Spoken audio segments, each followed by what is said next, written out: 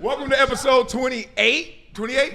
28 on the rocks. It's your boy Marcellus Wiley, that dude. Yes, officially a golfer. I'm wearing all my free swag I got yesterday. I was Tiger up in Hood. Tiger Hoods. I played like I was from the hood yesterday, dog. I was horrible. Went to Olympic Club up in San Francisco, which is a world-renowned course. U.S. Open, Ryder Cup gonna be there, etc. So were you hydrated? I was hydrated. So I had 2 ciggies. Oh, 2 stoves. So you had a good time. Oh man, I divvied up that damn course. They gonna know I was there. My ball was going in the air, and then the big old patch of grass was going higher. Hell yeah. I ain't hit the ladies' tees a couple times. I was like, dog, I'm sorry. But I made a conscious choice. I had my flight, and I was like, dog, I do not want to check a bag. So I didn't want to check my clubs, which meant I was just going to get some rentals, which meant I was going to get some clubs for y'all. Yeah. 6'3" and unders, all y'all. Yeah, I needed some. Yeah, I had it built in. Strategic. Like, if I don't play well, this ain't my clubs. This ain't my club. So other than that, all is good, man. Back here, I raced here, so I wouldn't be late. That was going. Ooh, it was going. I know y'all gonna joke me out if I was late to the show, because I know how you be looking when you be like, oh, I had to park across the street the way the freeway works. You know what I'm saying? Like the traffic. I'm like, nah. Late is late, and dog. The greenskeeper up there is like, see, that's why they don't let them in Augusta. Fixing all your divots. Take y'all broke asses to the Olympic Club. Nah, it was an amazing facility. Take your ass back to Chester, Washington. Dog. They're like, Calvin Pete, we gonna go reset They this had to go again. refill the sand bucket to patch up all your holes. Oh man, crazy. We were lit. So we got second place. I got in a foursome with They got second place. I'm about to say they. Oh, I gotta get that name right. All right, so it's D&D, Reggie Bush, and Reggie's uncle could play like next level. He carried us, and Reggie was great. Reggie has the fastest swing I've ever seen, including the pros. It's like, I mean, you expected he fast, right? God dang, dog. He fast. But the ball was going straight most times. He took more mulligans than he should, but that's Reggie. You know what I mean? He Took more mulligans. Hell yeah. He kept saying, oh, I'm going to hit another one.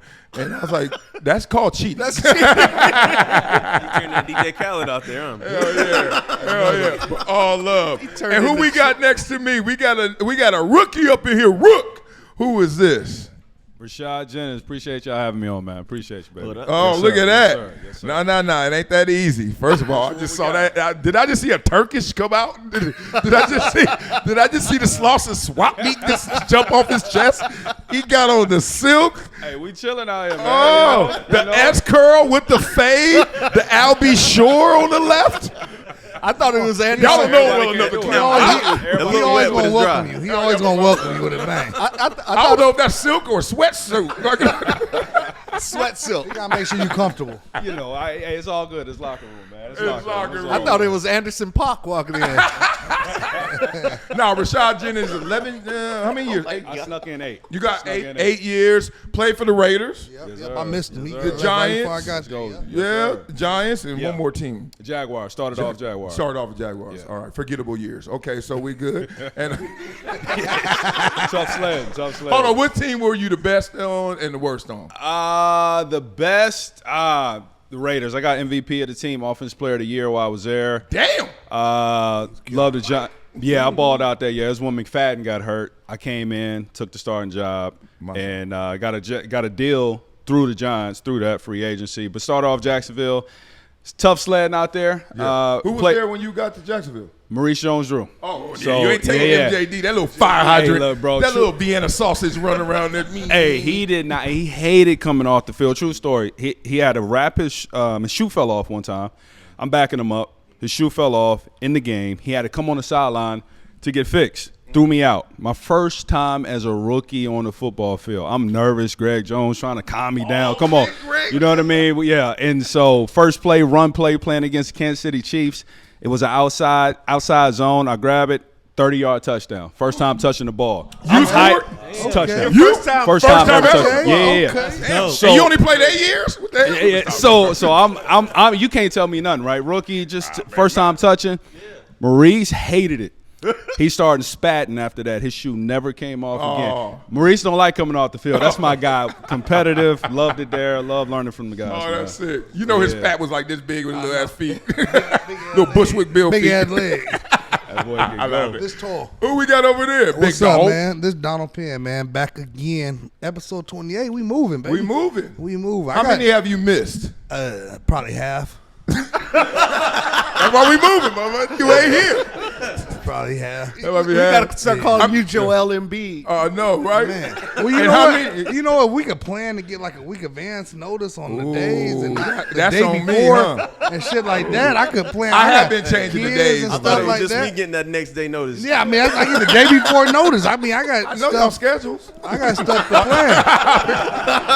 What y'all got to do? You got to drop off the kids. I'm kicking it. I'm chilling. I'm going to work out. I don't know. I'm going to go eat. Well, then you're going to come do the show, damn it. I know what you're doing. If I'm not out of town, I'm here. No, I know it. But when you hear, how many times you been late of those 14? I think I missed one picture. When MARSHAWN was here, the day MARSHAWN came, that was the day I was the latest. Hey, you can tell he a good liar. He day was- immediately went to the picture, which we don't take anymore. I only missed one picture. Oh, okay. And we don't there take we them go. no more. Yeah, there we go. See, perfect. I should be a I principal. gotta do some golfing later on this month, man. I'm a little worried, but What you got going? I got a little golf tournament with the Raiders. But Why is after- little? It's the Raiders. It ain't All right, little. big golf tournament with the Raiders. Yeah, But yeah. like I said, after whole 9, I'm good. I just start drinking. You wait to 9? No, that's when I just really start going. Like I won't golf no more after 9. I just drive. You just cart living. I got my Just I got sitting my in the little cart, I got my farting. little I bring my little Bluetooth with the oldies and the R&B because you know I'm with other people, so I can't play my little hood Yeah, stuff. don't do so I that. gotta have that little nice representing us. little smooth little jams Yeah, out there. there you so, go. So I bring that there because you know you gotta be able to change with the environment. Yeah, you know what I'm adapt. It's saying? okay. Yeah, so It's okay to be I bring bilingual, my trilingual. little Bluetooth out there, but I play that little smooth, little Sade here and there. You know That what I'll I'm be saying? sure again. Yeah, you feel me? Yeah, a little bit of that. You know, I be having the thing rocking though.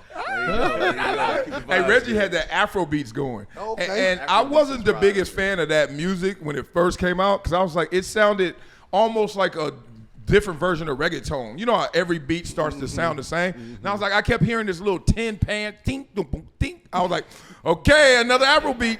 Okay. Man, messed around and went to Spain. Oh, boy. When you go somewhere where they not native to you and they love other things, you love what they love. Right. Boy, they love some Afro beats out there. It works. It works. Everybody is like, oh, you can come on in here, man. Yeah, because I can't be on Bucky the golf in here? course playing some Future, you know. Yeah, no I Mozzie and stuff I like that. feel like you know a what I hard mean? ER when Yeah, you know, I can't do because everybody gonna look at me and they're gonna be like the typical nigga. Hey. Typical nigga playing that. So Bucky. That's why I gotta keep it smooth. No, you feel like a hard ER if you on the golf course and he over there like, oh, trick it off, beer. No, Yeah, that's why I say that's why I gotta have that smooth jams. I can't do that out there. Even though I want to, but I can't. You can't be on Crenshaw with that one. No, that's crazy. Man, who in here right now rolling in lint? Man, you got dusty ass. What's up, baby? The sweatshirt. I just wanted to make sure I came through. Look I at figured boy. you was gonna do something. Ooh, boy. Oh, boy. Everybody, he killing everybody on the intro. Hey, that's how he at when he put on Hey, lotion. he been on everybody. Oh, boy. He put on lotion. They don't talk. He's scaly. Who's this? Who we got here? No, I'm not skilled. You're Boy. making it up. Even your making shoes stuff ass. up. Even the You're shoes making, ass. you're making stuff up. Nobody's scaly over here. Who we got here? You ain't got Crocs today. I Where your don't. Crocs at? No, What's the holiday? if you were here on time, you would know what happened. Bucky, them shits ain't no better. Y'all like my Tom Fords? They're not Tom Fords. They just Toms. You got Tom Jones. I can't talk to y'all right now. These are karate shoes, boy. Crip karate shoes. Who we got here? You got to All right, introduce man. yourself. Oh, I got to introduce myself every time. Bucky Brooks, like here, NFL, like around the block. Cocky something that I just said. I mean, like what are we doing? Oh, we doing it, Buck. Love for you. You see Rashad. I love there? it. Yeah, I love it. there we I go. love Is it. Bucky in frame or he ashy and too far away? No. No, I'm good. Okay. Who we got here? Straight out the south side of Chicago, Richie Porter for you. Are you really from Southside Chicago? No. What? No. No, I just wondered because like you can throw out anything. I'm just wondering like you from Absolutely. Cabrini Green or That's the something. I'm oldest just trying to figure out shit. where you from. South side of Chicago. South baby. side adjacent. This month. like Southish side. You always say the ish, we just don't hear it. Straight south side of Chicago. Lake Forest. We're gonna have Like, is he like to really do from it? a field trip to Chicago. No. No, I don't need Didn't our boy do that? Stacks? Didn't Stacks? Steven Jackson go? O-Block or something? Yeah. We good. I saw that whole video. We didn't say what part of Chicago because we going O-Block. I ain't going. We trying to I get got some Garrett's kids. I ain't going popcorn. in. I'm staying downtown. We trying to get some Chicago Yeah. dogs. I'm staying I'm downtown. going Michigan anywhere where, Mile. yeah. Yeah, we Michigan going to Mile. Chicago. There I'm you staying go. downtown area. We going where there's names of streets, Yes. not letters. Yeah. No letters. No O's, no P's. Well, the funny thing is, in Chicago, the streets there's no street O. They made that shit up from something else. Like you made it from the South Side. They're from around King Drive and Cottage Grove. So it's not. Well, that don't sound too gangster. The college it part, sounds- though. it sounds- But every street Right. in America that got King in it and is it's gangster. from right outside of Hyde Park, college, too, though. which Yeah, is yeah. where University of Chicago is. So, That's the hood. That's where the smarty arties go. yeah, the south side of Chicago is a mixed bag. So you got great parts and you got terrible parts. Yeah, you can and bring it the just food depends back on to where me. you are. Just So go you get lived it for in the me, great Richie. part. Bring it to me. You lived in the upper west side of South Side. I lived in The rich side of the South Side. a middle class part of the South Side, and then They never after a talked about while, that in the song. You know what I mean? Yeah. Right. So when Come you say on, Lil Southside, Durk. I'm sitting here thinking you every night you ducking and dodging. Little Dirk can't get Yeah, bail. that's because he not- picket fence. Yeah. I wish we had a culture.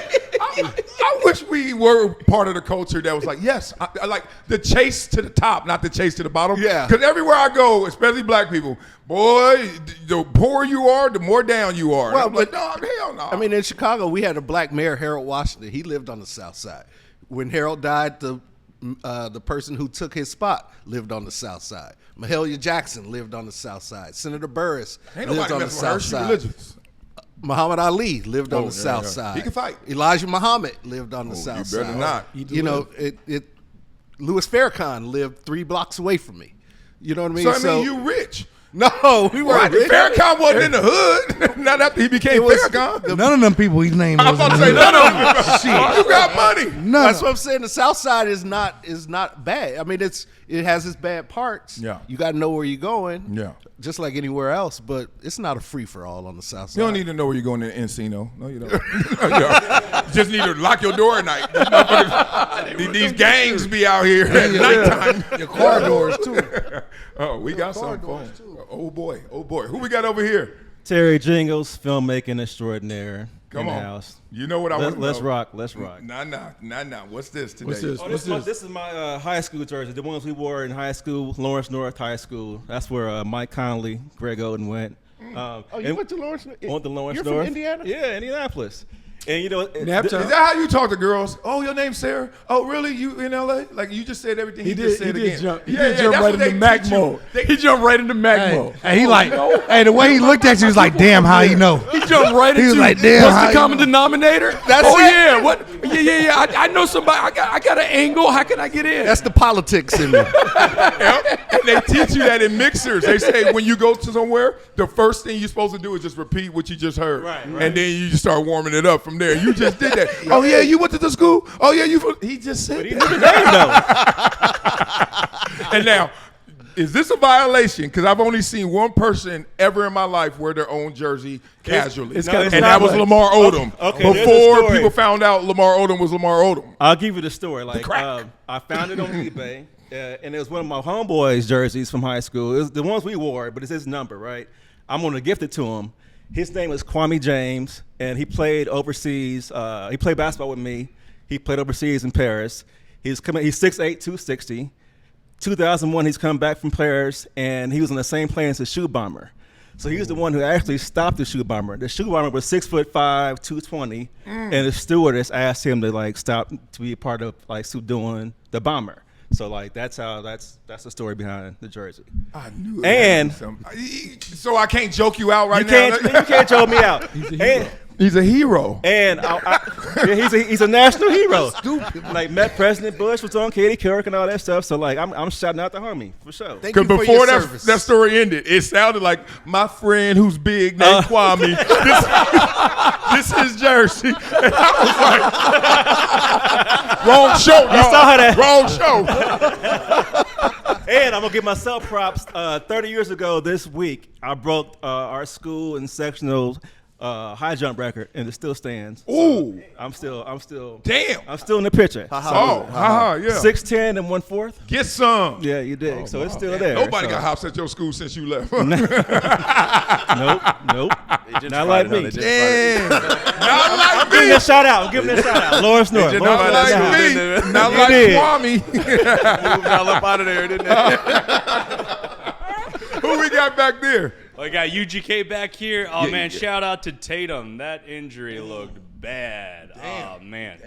Damn. We going to talk about that. Damn. Anything going on in your life? Because I don't want to go down there. We're not going to come out of that one. Man, looking forward to seeing MJ play again. Wearing the Left Coast Legends gear. It's our boys' 9U AAU basketball team. Yeah. I know he's excited to play. I'm excited. I know Nate's excited to see you play. His name's Marcus Johnson. He's been here before. Okay. Coach Well, Marcus. make sure it wasn't you. I knew that. I knew you were like, make sure it ain't Wiley. Them boys be out there running a 4-3 in basketball. You were like, what? Hey, you know that you know that kid I told you about that I had that just started playing football. He's a senior. Did I tell y'all about him? No. On the Break it football down. team. Well, I got this kid. He just started. Last year was his first year. He played JV as a junior, senior. Damn, he's sorry. Doesn't know he ain't sorry as hell. Just started. Sorry as hell. care. But when I tell you, yesterday was like yesterday. It's a hard crowd, boy.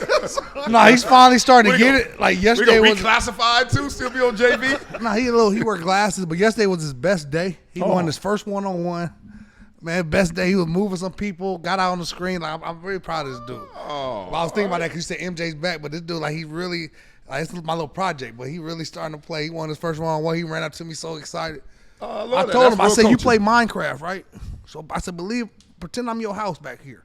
Don't let him come. If he touch me, he's going to blow your house up. Going to blow your house up. you He said brought- pickaxe. He looked at me. You brought a Minecraft in. We got to take him out. He ruined the movie for us. He looked at me. He said, okay, coach. He did? Hey, ran to the line. Mind game. I said, look, I ain't get touched. Hey, you gotta, love that. You know, learn a little different. Hold on, Eugene. We went and saw a We went to Minecraft see movie Minecraft, together. yeah. Did they Where throw was the the popcorn on popcorn you? What's the scene? popcorn scene? You They ain't ruined do it for at the us. end, towards the end? No. See, y'all kids ain't hip, man. I seriously was like, did I go to the bathroom too many times? Did I miss this popcorn scene? They ain't throw no That does food. happen. Oh boy, all day. I'm in the bathroom more in the movie, dog. I just be. I'm old, dog. You go to the movies where they serve food, Yeah. so you get a couple of drinks, too. We were. They made it through that movie. I always bring, No other way. I just order. I'm watching Minecraft, dog. You think I I'm gonna be just, sober? hey, yeah. I just order my mixer and I bring my little water bottle in my pocket. I bring my little water bottle in my pocket and I just order my mixer. Smart and frugal. Smart And and then my frugal. daughter when it comes jump on my lap. I'm like, while the lady ordering. Dad, can I see your menu? Can I see your menu on your phone? She can hear it. She can hear that thing. I'm looking at the lady like, That ain't I'm water. Like, God damn it. That ain't water. I'm like, Tequila everywhere. I'm like, why'd you pull up on your Ushers. phone? Like, shit. Oh, hood tales right there. Who we got in the middle there? Carver Wright, Chick-fil-A enthusiast, new president of Sunrise Little League. Let's go. Oh, hold on. Sunrise Slow Little down. League. Sunrise Little League is on the corner of Ventura and Winnetka. It's been there for about 80 years now. What is it? It's a little league baseball. Oh, Yeah, sick. yeah. King Josiah is he's out there. He's coaching and he's trying to get him on the board too. Really? We'll work on that boy though. Oh man, hilarious! Congrats, dog. brother. Appreciate People it. don't know that about you. You're like you all into baseball. What's your backstory with baseball? I mean, that's my first sport I ever played. Played up until like middle school, and then started focusing on basketball and football and Yeah. ran some. Is track that why and you all look a little Dominican? Because you like that? Nah, it just started getting hot. You from New York? You got a little round, little baseball player in here. You ever play baseball? Jokes today. I played one day of baseball. I got hit in the nose. I said, that'll do it. I played One day. baseball. I played baseball and I used to crack the ball. Then I got to the majors. and they started throwing curveballs. Wait. Hold on, no, you know, like the little majors or Pop Warner. Oh, and they started throwing. You got No, yeah. You but can't say majors when you I'm talking about Pop, little Pop Warner major. Whatever they Were call you it. Deion now, mama? But they started throwing. They started throwing curveballs. Man, I was jumping out the way and swinging the bat at the same time. My shit. I was. Once they fastballs, I was good. But once they started throwing curveballs, my baseball career. Your first curveball will mess you up. That's I will say though, like, What? I remember first time I saw it, and then everybody in the league started knowing I couldn't hit curveball, and it was over. So it got out. It was over. The body armor these kids got these days for like a 50-mile-an-hour fastball. They got like the elbow guard, the shin guard, the knee guard. I mean, they got a whole football outfit on in the back. Just don't get get it hit. to the first base coach when they get the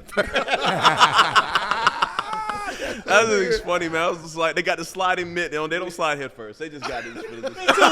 All for the swag. All for Never the slide. swag. They got cooking mitts on. Oh, they got them damn Betty Crockers on? Bro, it's crazy. It's crazy. I spent $60 on it. My son's, I just wear it. You know, I don't never use it. Yeah. So what level is he right now? Right now, he's playing 10U Little League, 9U, USSSA, like travel baseball. We're playing with the Built Boys. Shout out to the Built Boys, Dad Gang, all those guys out there. But yeah. So there's a real pitcher, real pitcher out there throwing. Yeah. So with what's travel, he dealing? What kind of cards he got in his deck? What he dealing? 50 miles an hour? You said? I mean, most of them throw like 50, but there's just some ones that are exceptional that are throwing like 58, close to 60. There you go. Throwing curveballs. Yeah, I would've been they done shouldn't already. be throwing them. They shouldn't be throwing them. It's not good for the elbow. That's what I said. But they gonna do it anyway. They gonna do what they want to do. It's about 12. I would have been done now. Sick, These days, man. now Good these stuff, days. baby. But no, it's 15, crazy I was though. in. It's fun, and we got a tournament out in Orange County this weekend in the travel ball season. Is your team local? Like all your? Yeah, it's the travel ball team is in Chatsworth at DNA Academy. And y'all going to Orange County? Yeah, we y'all drove about out to to Orange get- County, went to Bakersfield a couple weeks ago. One thing about Orange County, I know, Bro. they know how to play baseball Joe and Kelly, surf. Joe Kelly's son plays on the ZT Prospects. I want to say it's a 9U team out there, and they nice. They got to be nice. They nice. They nice. They got Good some luck. Good luck this weekend. Yeah, Freddie's kids, they're all playing travel. I don't think any of them do Little League. Yeah. I think all the pro baseball players in the area got their kids playing travel. Well, that's where the athletes go and mate. You know, they either go to the Valley like us, Deep Valley, or they go to Orange County. And then you walk around Orange County, you see a 6-foot woman talking about, I played D1 volleyball, Yep. didn't go pro in it, but guess who my husband is? And he played for SC, and then he played 12 years in the league. And then their little son walk up to you and say, what's up, man?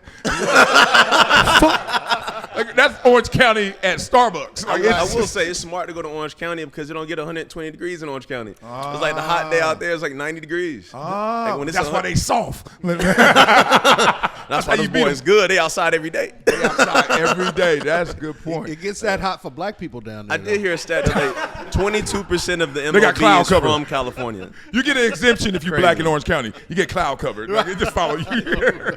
Who we got here? It's John B. from south side of Detroit, about 30 miles south of Detroit. Keep going south. So you live in Encino. Not Detroit. You live in Encino. That's Ohio. No. Detroit What is 30 adjacent. miles south of Detroit? Yeah. John's really I from grew up on an Kalamazoo. island in the Detroit River. Are you really from there? Grosse Seal. Yeah. Wow. Is that where they filmed that movie? What was that TV show that was so good? Ozarks? That's Missouri. That's Missouri. Oh, that's Missouri? One of them fly over. Let me stop. Let me stop. Oh, really? So was it? It wasn't hood where you from, huh? No. We had 3 golf courses. We had an airport on our island. That was just on your 10,000 street. people. Yeah, no. I thought John was about to say we had He 3 said, black yeah, people. too. You heard him? He said, Yeah. So you grew up rich. No. Middle class. Who My grew dad up was rich? My dad was a Man, high do school we know teacher. Oh, no, you didn't grow up rich No. at all. No. Jesus. Yeah. Jesus. I thought I was broke. Your mama was a teacher? Shit. She was tired of work and didn't make no money. At least my mama didn't work. and couldn't hide any cash payments. And we got government money. So welfare, my mama had energy for me and welfare. Your mama went to work, was tired of 30 little badasses like And you. we fished for carp and perch in our backyard. And would eat it? Not carp. Not the carp. I hope you already eat the carp. I hope you already eat the No, carp. you don't eat the carp. You Anybody don't eat the fish carp. like we You throw eat that the perch and walleye. You ate what you caught? Yeah. Walleye. Carp, you gotta throw Not that the carp. not the You ain't carp. no Not the carp. carp. You We used to you catch don't that eat shit in that college. shit. Throw that Yeah. shit back all the time. Oh, you really were broke. Cause no, seriously, did it mess with you like catching food and eating it like you were primitive? No, we'd eat McDonald's too. Marcel, I don't know if that offsets it. You're not helping the cause. They weren't gonna starve. No, we didn't. You Yeah, acting no. like he was My fishing, dad was just cheap. fishing for sustenance. No, but could've no, I'm bought- being real. bought Yeah. groceries. My kids will not eat but like 3 things, right? My daughter loves fruit. My MJ likes nuggets or Chick-fil-A.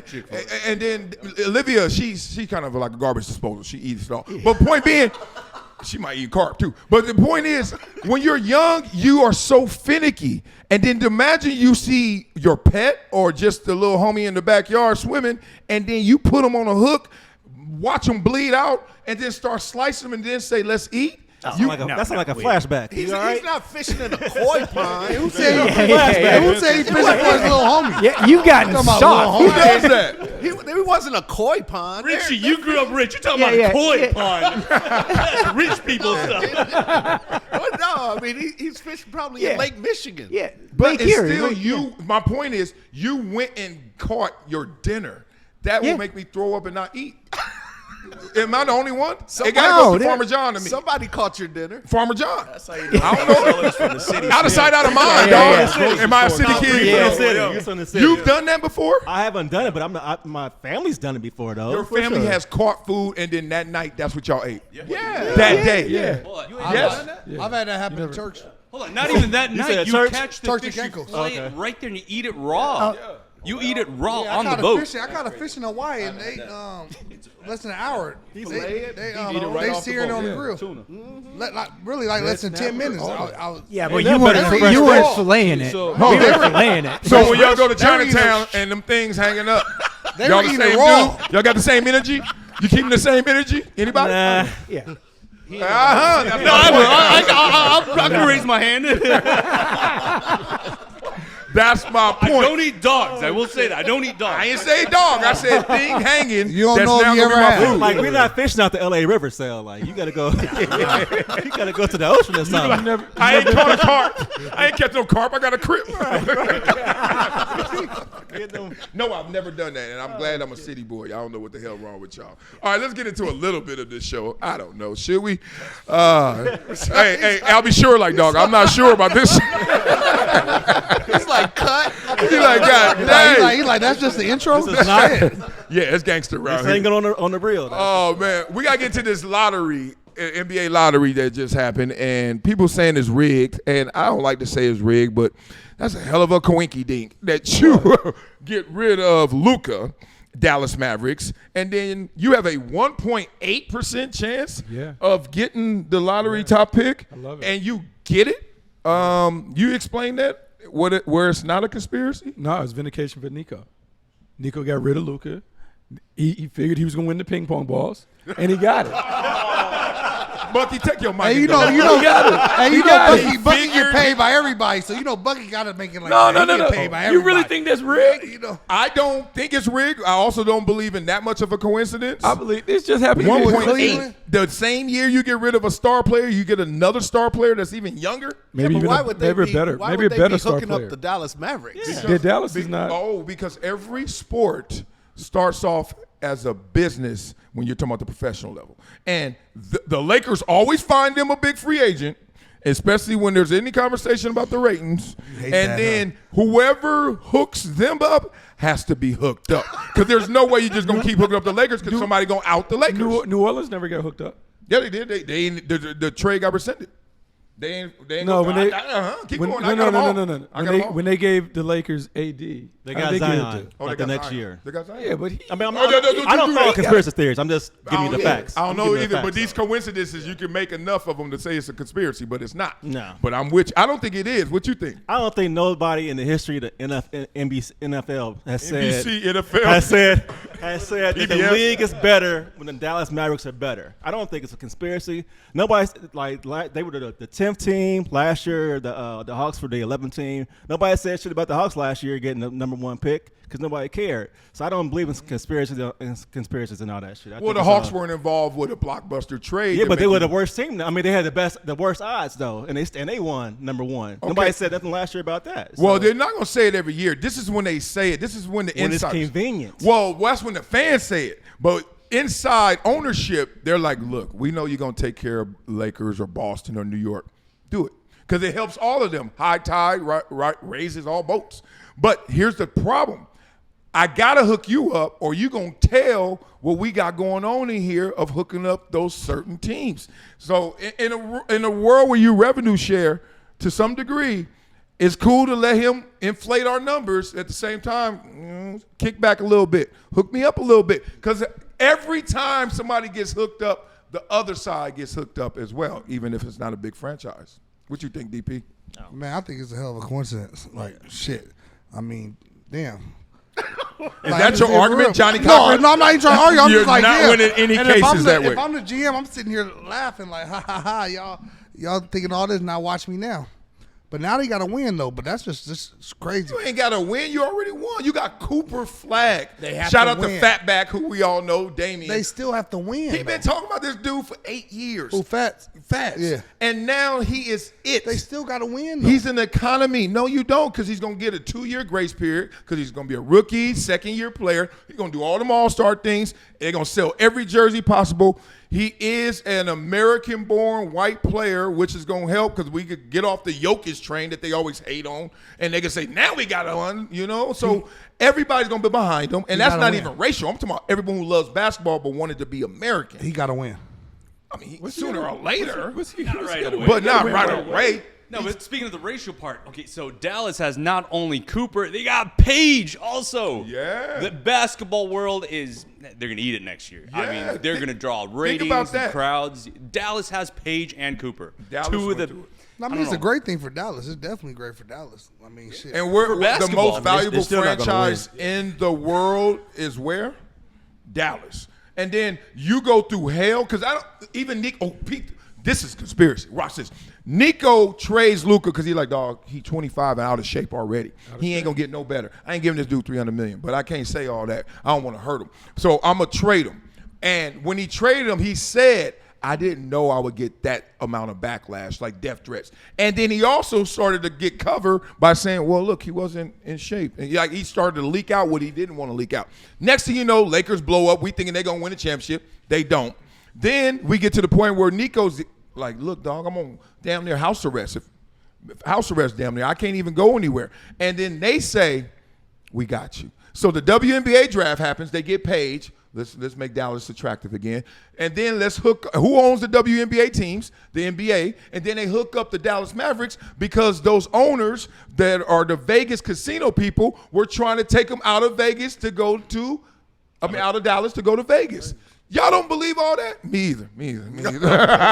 I think that's kind of convincing. We were just letting you cook so you could get warmed up. You But always that's come with these all of that is weird-ass silly. theories, though.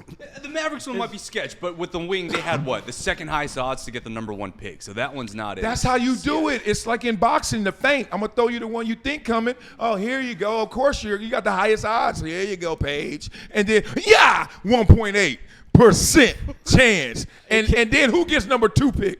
San Antonio. It goes in order of the top three. Yeah, San Antonio 76ers and who was it? And San Antonio, 76ers, but then San Antonio get #12. They got Victor Wembanyama down there. And now they going to get the build around him. Man, y'all ain't following this. And they De'Aaron got Fox, De'Aaron y'all ain't Fox. following this, how this game goes. The bigger thing is, it's just not the tank. Like that's what caught up. Don't be tanking because there's no benefit. There's no guaranteed benefits to doing it. You know, But they reduced the tanking thing by changing your odds from 25% to 14%. Right. So even if you're the worst team in the league, 14% is your best odds. Yeah. I think the best They way to addressed go it. about doing the lottery or the draft is to have a tournament for all Yeah, the bad the teams play-in. at the Nah, end. they I need heard to do that it like the someplace number else, one. and I think They that's a need good to do it like play. the NFL. The worst team should have the first pick. No. They They definitely shouldn't ain't do it they like shouldn't- that. No, No, they because shouldn't that benefit incentivizes tanking. That's why you tank. But they kind of do that, DP. So from the 5th to the 14th pick, it goes in order of worst record to. That's why San Antonio got the 14th pick, right? So the 5th pick was Utah Jazz. They had the worst record in the league. So starting 5 to 14 just goes in that order. Only 1 through 4 is done with the. There's no guarantee. yeah. There's no logical reason why you should tank. You should just play. DP, next time we have topics, you need to go to his house. And just, Do a little research. I mean, you didn't know that either, dog. the SATs is didn't racial. know It's that against either. me and my people. No, you ain't studied. You didn't know that either, did you? I didn't know none of that either. Exactly. I already know where he That's lived. what I Though. said. I'll be over there. Just come and visit us. Get up with Luka, go to LeBron's at 5, and work out. Hell yeah, do something like that. All right, what Luka you think? rolling What you over, think? eat some You into conspiracies? No, I'm not into the conspiracy. I mean, to rig is a different story. I mean, it's a business. So I think if you have a business, you want it to be successful.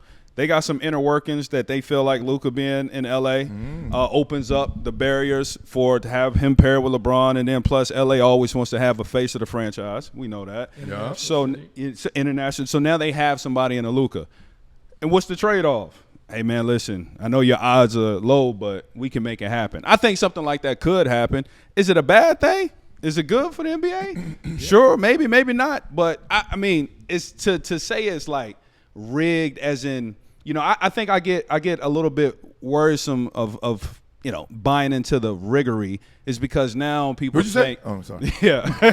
What'd you call me? Your hand in my pocket. Call me a rigger. I ain't no rigger. Stop with the riggery. No.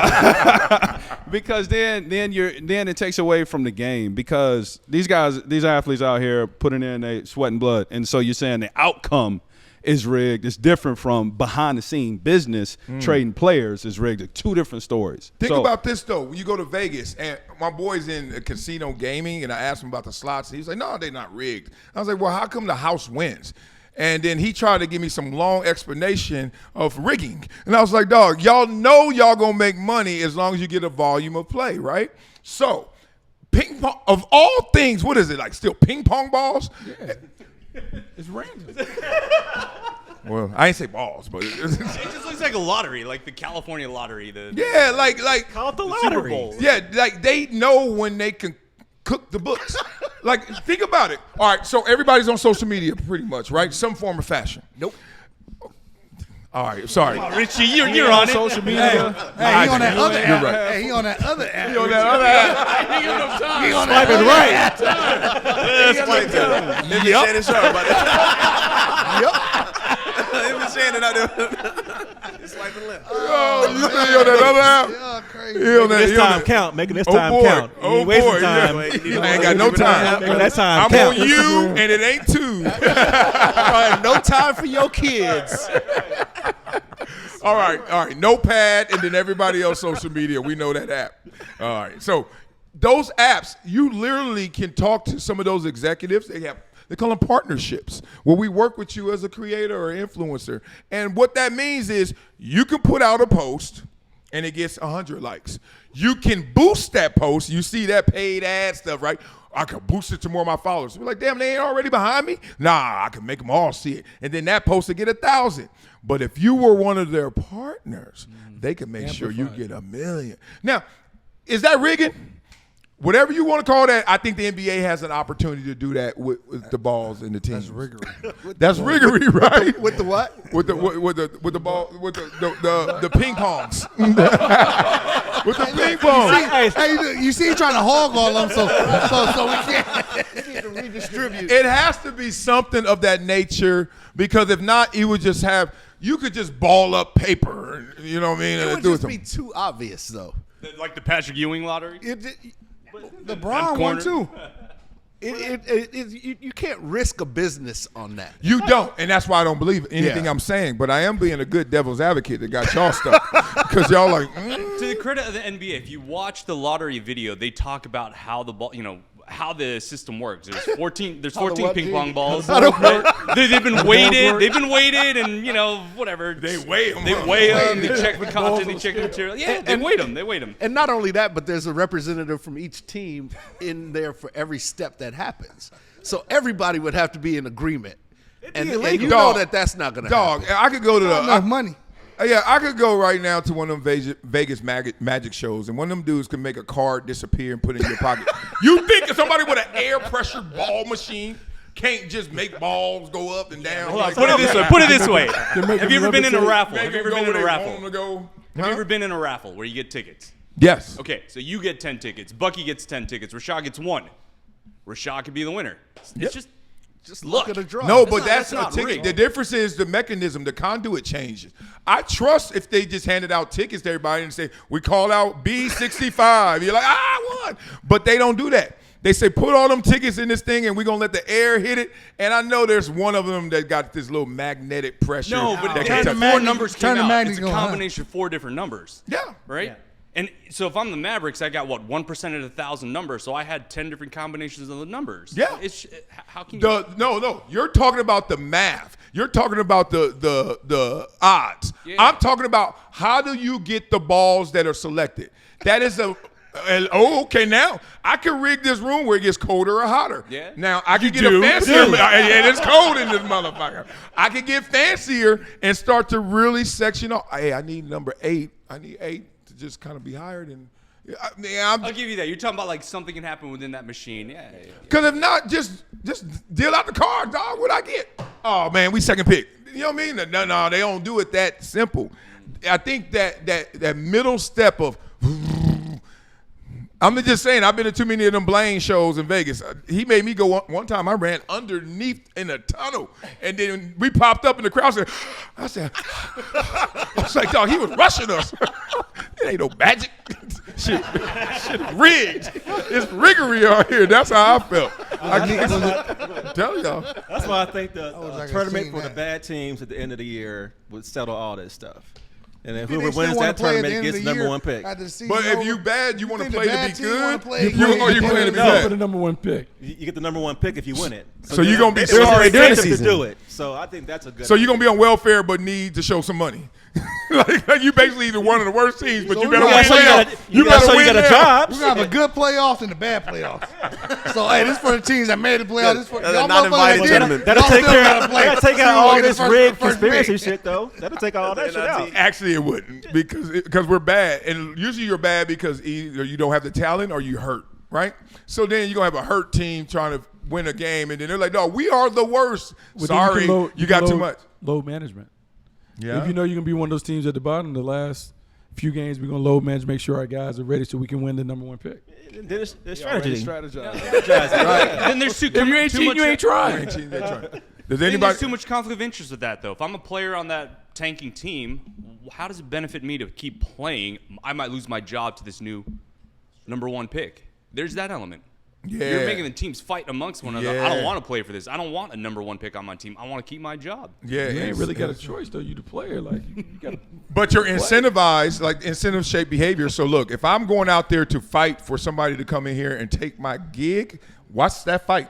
It's not gonna be much. It's It's gonna gonna change be that much if we're the last team or we're the team that's Yeah. third to last. What if I'm a I'm there center? for a bringing paycheck. somebody else in? We weren't good If enough. I'm there for a Right. paycheck. I don't want someone else taking my job. Yeah, if let's I'm a be honest, if forward you're on the and here worst come team in Cooper the league, Flag, you I'm probably a not gonna DK. keep your job very long. Yeah, I know exactly. That's true. Like, you probably gonna lose your job. Whether- Go back to whether the you're G the- League. No, that's whether- not fair. Whether you're the Mavericks or the Jazz, we still trying to replace you because you were sorry. Somebody, you're gonna lose your job. Yeah. Yeah, we you ain't no suck. good, we you gonna getting bring fired. somebody else in. They're gonna anyway. release you, and that It's a matter phone of will time. not work. No, I give it to you like this. Chris Paul, who is like a starter but also a backup, but he's a starter.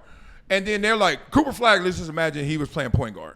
And they're like, this is play-in tournament or the lottery tournament, and you think Chris Paul, god dang, Chris Paul is trying to play his ass off to get his job taken, and he like, nah, I'm trying to milk this thing. So then there are teams like that where it's obvious a swap. There's teams where we want to draft that guy for depth at a position. You guys are good. He'll come in, and then sooner or later you're going to take your job. You going to set up your exit plan? You going to set up your retirement plan like that?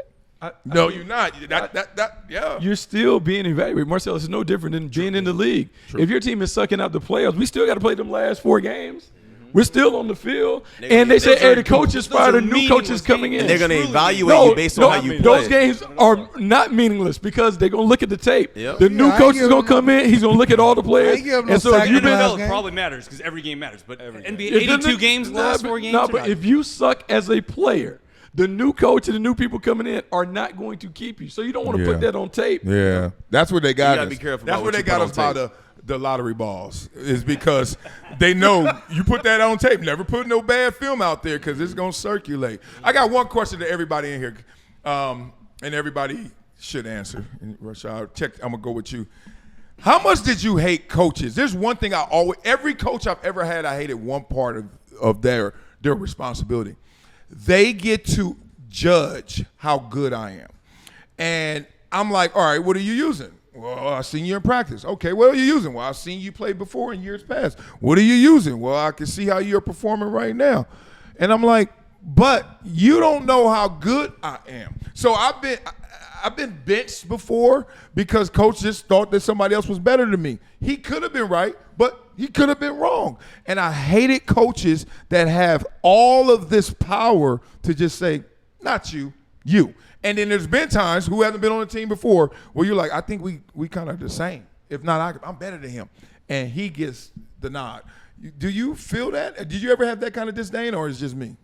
I would say one of the reasons why I wanted to be a scout, because I remember in warm-up lines looking at all the scouts walking around the field with the notepads and stuff who were making decisions on whether I was going to be around or not. And I remember being like, what makes him qualified to tell me if I can play or not? And half of them half of them didn't play for me. Well, I mean, I feel like, and I don't want to do that, but I'll be doing that. Well, I feel like one of the things that always happens is the first thing you do when you go to a team is you look at the media guide and you try and figure out, where did the coach play? Mm-hmm. So if the coach played at a small little school and never went to the pros, sometimes you may have a problem with it. Whereas if someone was a former player, you'd be like, okay, I can give them a little more respect and credibility and those things. Yeah. Doesn't mean they're right. It's just how you think in your head. But it's a very difficult thing. But we got to evaluate the player on something. Like, it's a subjective thing. I've always felt like the top 10% of the league are the elites. The rest of the league, it just depends on where you fall in, and everything else plays, because the guy that's starting and the backup is not that big of a difference. Yeah. It literally is a matter of opportunity, fit and scheme, and then relationships. Shit, sometimes it is. There it is. Sometimes it is what? Sometimes it is. Shit, I ain't have a backup for a couple of years in Tampa. So they dressed two guards, a guard and center. So no backup rotated. If something ever happened to happen, that guard was going to have to go over there and try. Oh, yeah. I ain't get hurt. That's real. I ain't get hurt. Yeah, that's real. It was times like that. And then, shit, it was times where they did have a backup and they knew he wasn't shit, because it was like, this motherfucker better not get hurt. That's true. I've seen that like, too. I've seen that. To save a little free agent guy, they dress up. Why are you even dressing this dude? Like, for real? Like, so you didn't have a universal distance, I should call it, like where you just kind of step back and looking at coach like, why are you making these moves? Why are you doing that? Even if it didn't affect you, like somebody has all that power and they're not the one in there really taking these hits and dealing with these bullets. It happened my last year in Washington. I got to watch they had this guy second year, he's still my boy, but they had him playing. Like, you remember I told you that preseason game when I came in the fourth quarter that first preseason game? Yeah. I'm like, why is this dude? I'm in practice killing. I'm way better than him. Then coach finally, Callahan finally set me down. He was like, hey, it's yours now. He said, I had to see what the kid had. Gotta give the kid a chance. He said, I already know what you got. I've been watching you for 13 years. Yeah. It was my 14th year. He said, I already know what you got. He said, I'll try to see what this kid had to see if he got a future and what's going to go. But he said, I already knew you were starting.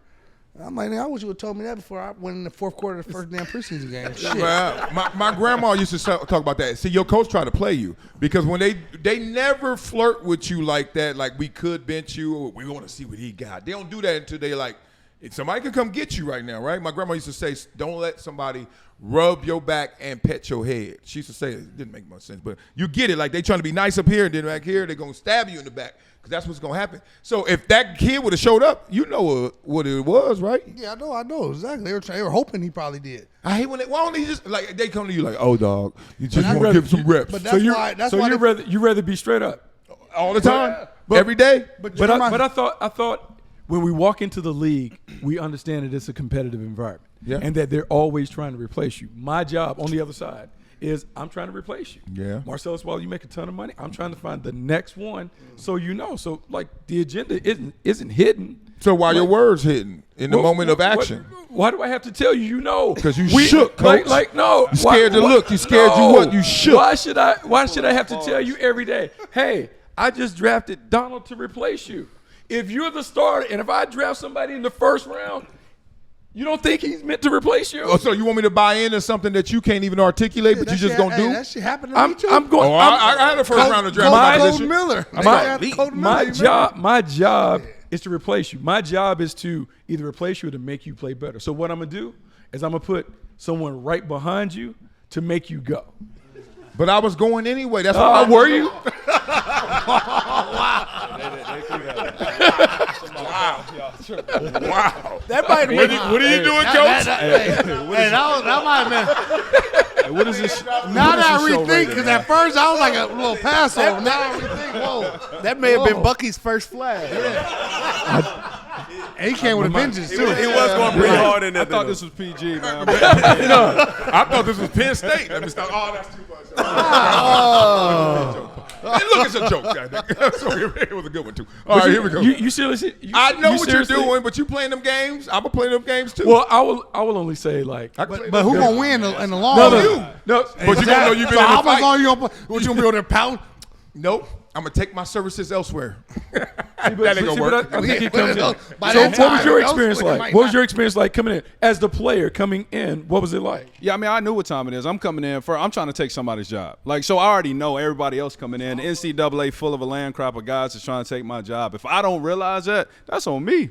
But two, I like honesty. Jack Del Rio, he was a Jack Del straight, Rio. honest guy. That's my dog. Man, we were 3-13 down in Jacksonville. It was last game of the season. He came out in front of the whole entire team and said, "Hey, listen, my money guaranteed. Y'all need to figure out what y'all gonna do.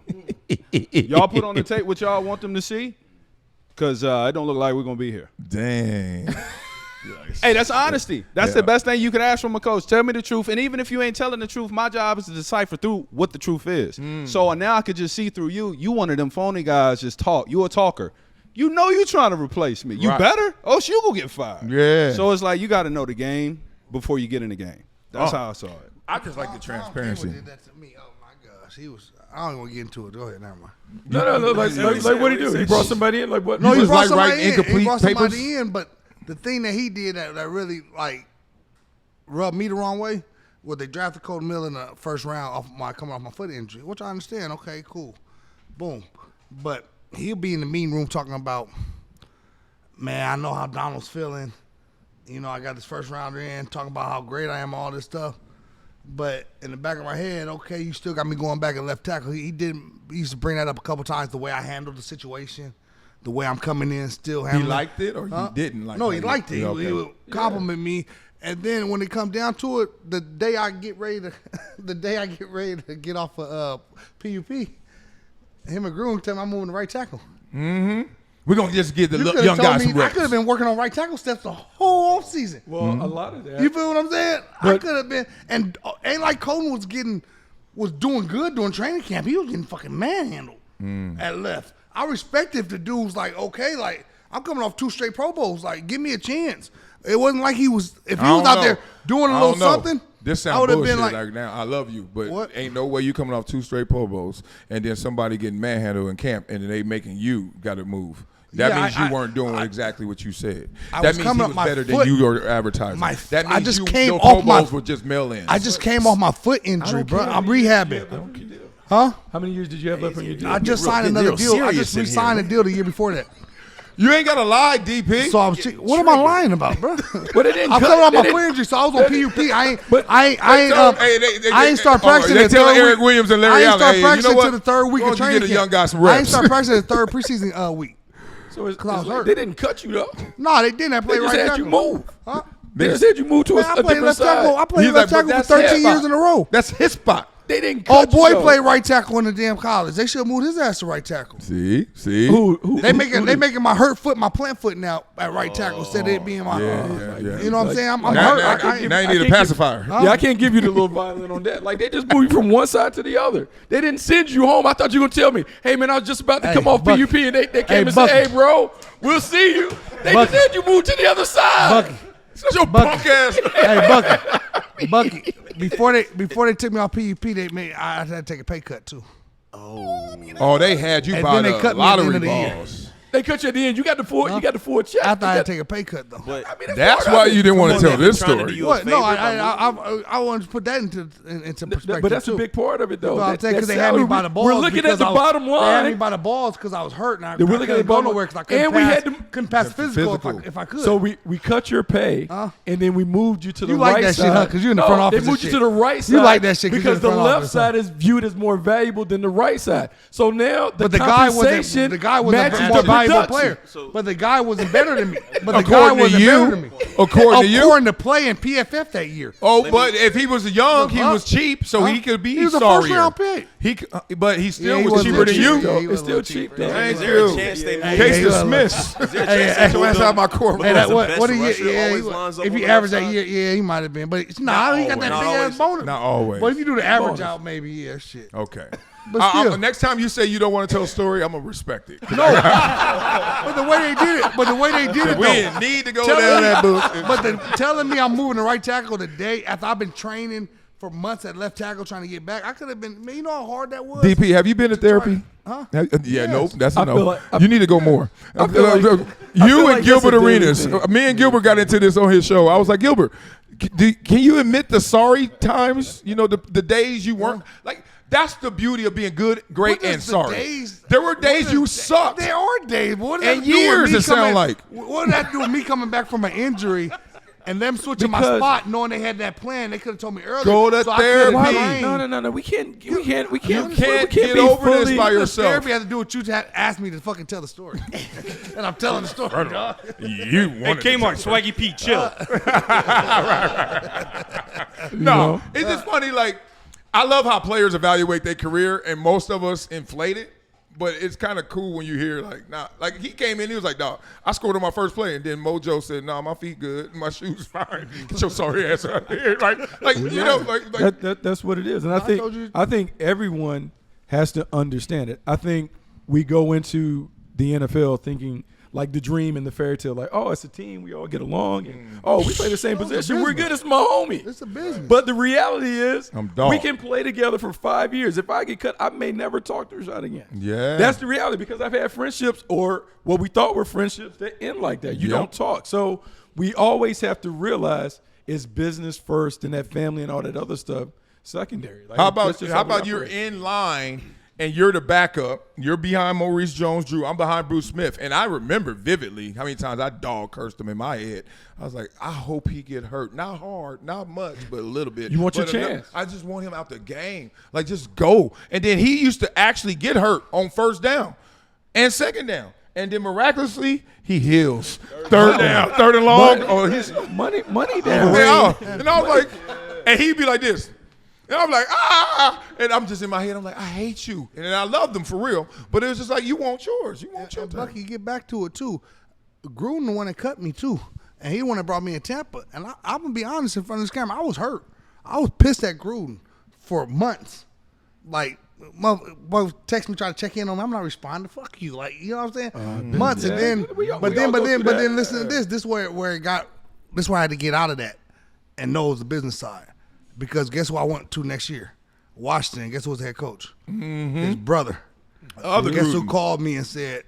Endorsed it. So that's Exactly. why So then I had to understand it's that business, and never now personal. I talk to Gruden damn near once a month now, all the time now. Like we and him Business. always texting, checking in. But I was really pissed, and I got in my feelings and had to really see like, shit, he got me another job my last year too by putting in a phone call for me. You know what I'm saying, man? And then I had to, but I ain't gonna lie, I was pissed at him. What was you drafted? What round? I was free agent. Free agent? Yep. Free agent? You were Second. Second. Gotcha. I'll tell you, because I'm always curious, like, in the mentalities of, because I was 7th round draft pick, right? So, like, It's a different hustle. it's a complete different hustle. Come from a small school. Nobody owed me anything. What school? Liberty University.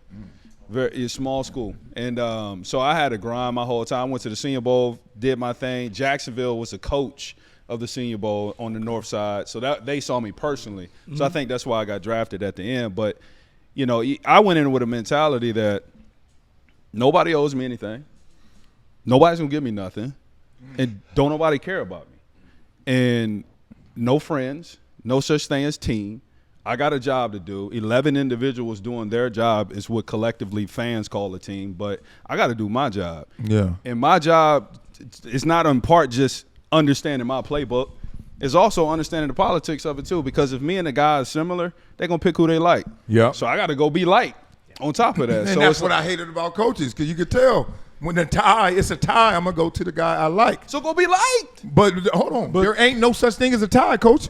There ain't no tie. We ain't the same. Fair. And to get off Now what you better too. squint your eyes a little more and look a little closer. Hey, but to get off what you're saying, I came in with that mentality too. Yeah. But then when I got I don't know what came in. What was that? I missed that one came in, too. I missed 'Cause usually I'm good. That's why. Hey, that's just his Tourette's. I had that mentality when I came in, and then I'm gonna be honest. When I got my big deal, You got I got a comfortable. little complacent. See, that's why we don't want to pay nobody, Yeah. because you got your money, you got no, comfortable. not with my work ethic. Oh, with, you lying. with the ways of You go again. No, How much just- film you you just watch said on you Saturdays changed. again? I still train. No, we know, but it's a little You know different. one thing about me, I had to fucking train.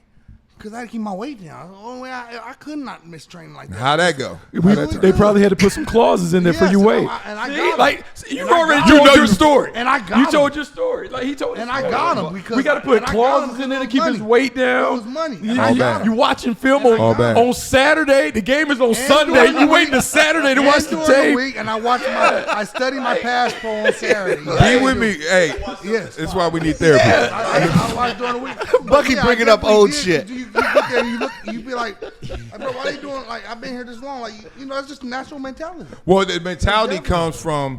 I think you.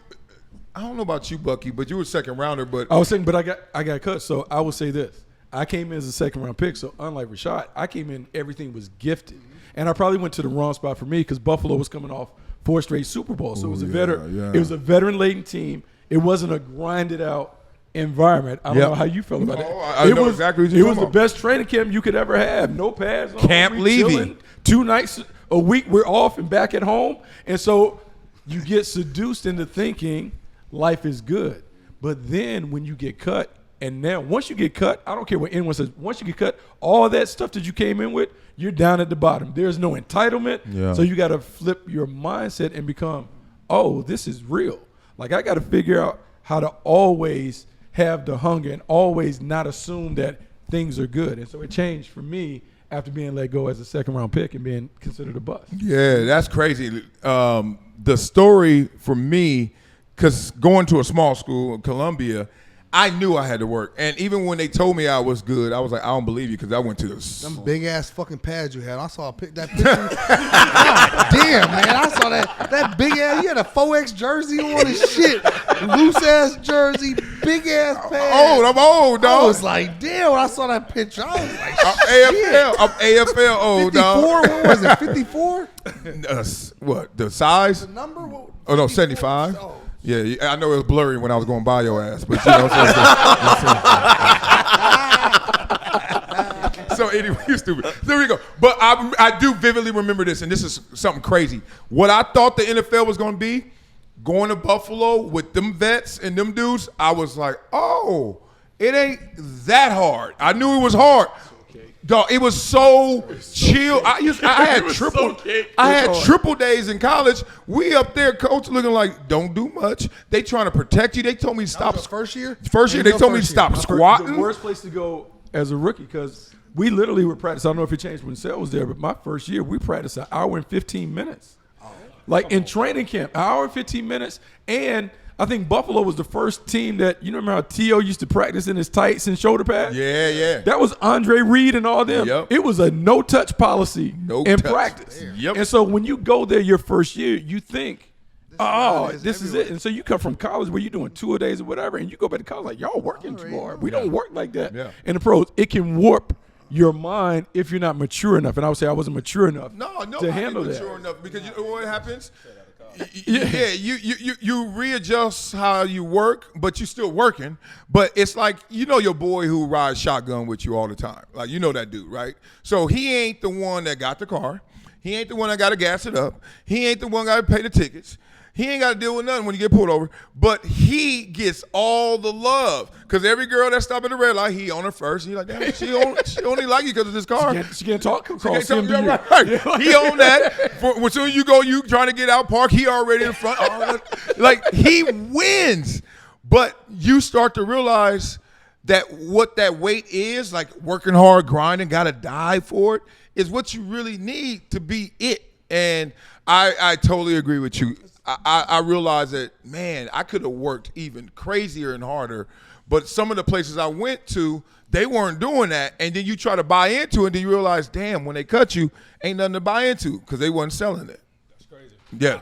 I was the dude going too hard. I was the dude that the vets had to say, "Hey, bro, chill." Nah, ain't no chilling. I was that one. Yeah. It is what it is. He's trying to scuffle up in inside drill. It's thud. He running people over. Yeah, I know, right. Hey, walk. No, chills. Rashad, earlier you were saying your mentality was there's no team, no family. You got to look out for yourself, business first. Facts. Was that once you were drafted, or did you have that mentality in college, high school, junior high? Like, when did that change? That happened in high school. I have two older brothers, they're 10 and 14 years older than me. I was a whoop, see we go again kid. Had to get my life together, and I took on that mentality in high school, carried throughout college. But it's true, man. Like, I laugh personally because everybody has their different emotions and, ideas of teams. So I don't knock a player for wanting to die or fight for the team. I just laugh when I hear it because no, you're not. It's truthfully, it's a mentality that's good to have, and you want collective as that. But in actuality, you got to actually go take care of your business, and the aftermath of you taking care of yours helps the team. Damn, you know what I'm saying? You meant that. That motherfucker made up a word. You hear that word? Truthfully. Yeah, truthfully. But it gives you a warped sense of team, because the ideal of team that we hear from kids that we talk about, everyone pitch in before you dip out. Everyone make sure that you give to the team and the team will give back to you. All those things, high school and college. When you get to the pros, that is not it. It is weird because we'll talk about the team, but it's 53 independent contractors. And so it's this thing that you're trying to get, like, I want the team to win, but I got to get mine. So inherently, you're selfish because the first thing you got to put first is myself. So if the team wins, but I suck, like, I don't get a benefit from that. So it's this weird thing where, okay, I want the team to win. I want him to do well, but I don't want him to do too well. Well, I don't get a shot. Right. So it's this weird thing that we're all existing, but the only way to do it is everyone do your job. Do your job. Which is what the Patriots say, everybody do your job. And hopefully if we all do our job, the team will win. But the notion of the team, it's a myth. And Eugene knows this because even with our 9-year-olds, as I'm coaching them, I give them all colors and patterns. It's real simple. Like, you're green, he runs the out route. You're blue, you run a post. And, they're 9, so sometimes they mess it up more times than you expect. But they mess up. And it's like, because they see what they're supposed to do, but then they're trying to see what this all is going to happen, this whole play existence. And then when it's time to ball snap, they're not committed to just doing green. They're not committed to doing blue. They're trying to see what all is going to happen. Is he going to throw me the ball this time? And then that's a jog. And then now you're not going to get the ball. I see all that. Kobe Bryant said it best.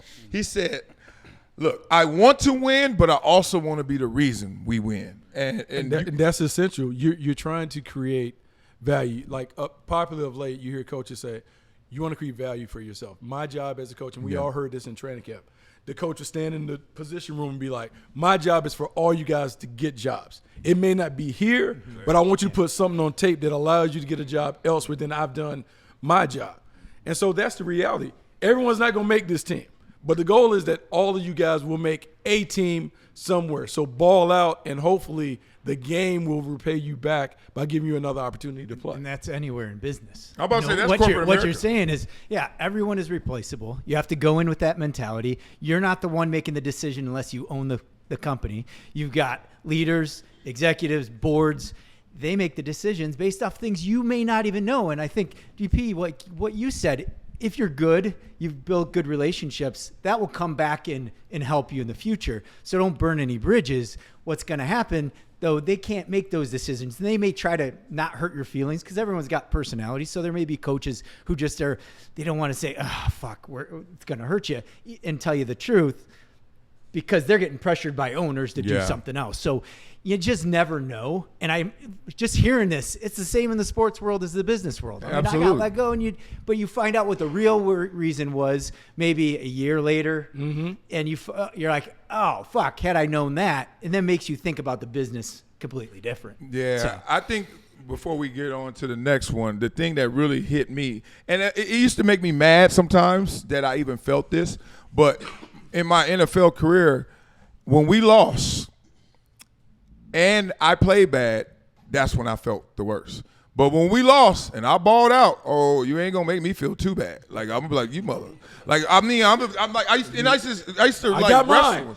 I got mine. I got two. I got two today. I mean, that's the mentality you gonna think. That's what we gonna think. We don't say it to everybody, but that's human. That's human nature. I think my contract year where Shit, I ain't give up no sack today. Shit. Yeah. Like, shit. What else you want you to do? But see, here's the disconnect.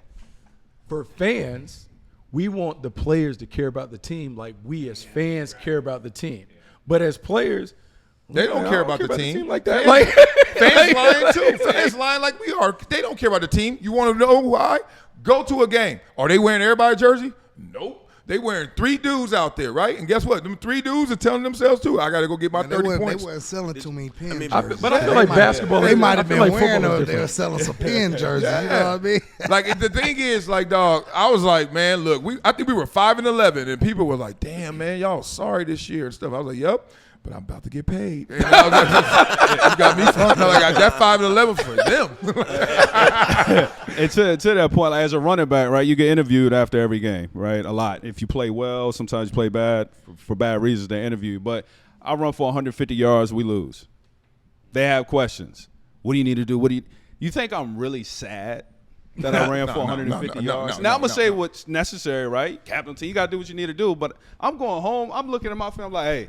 Yeah. But the same thing to your point.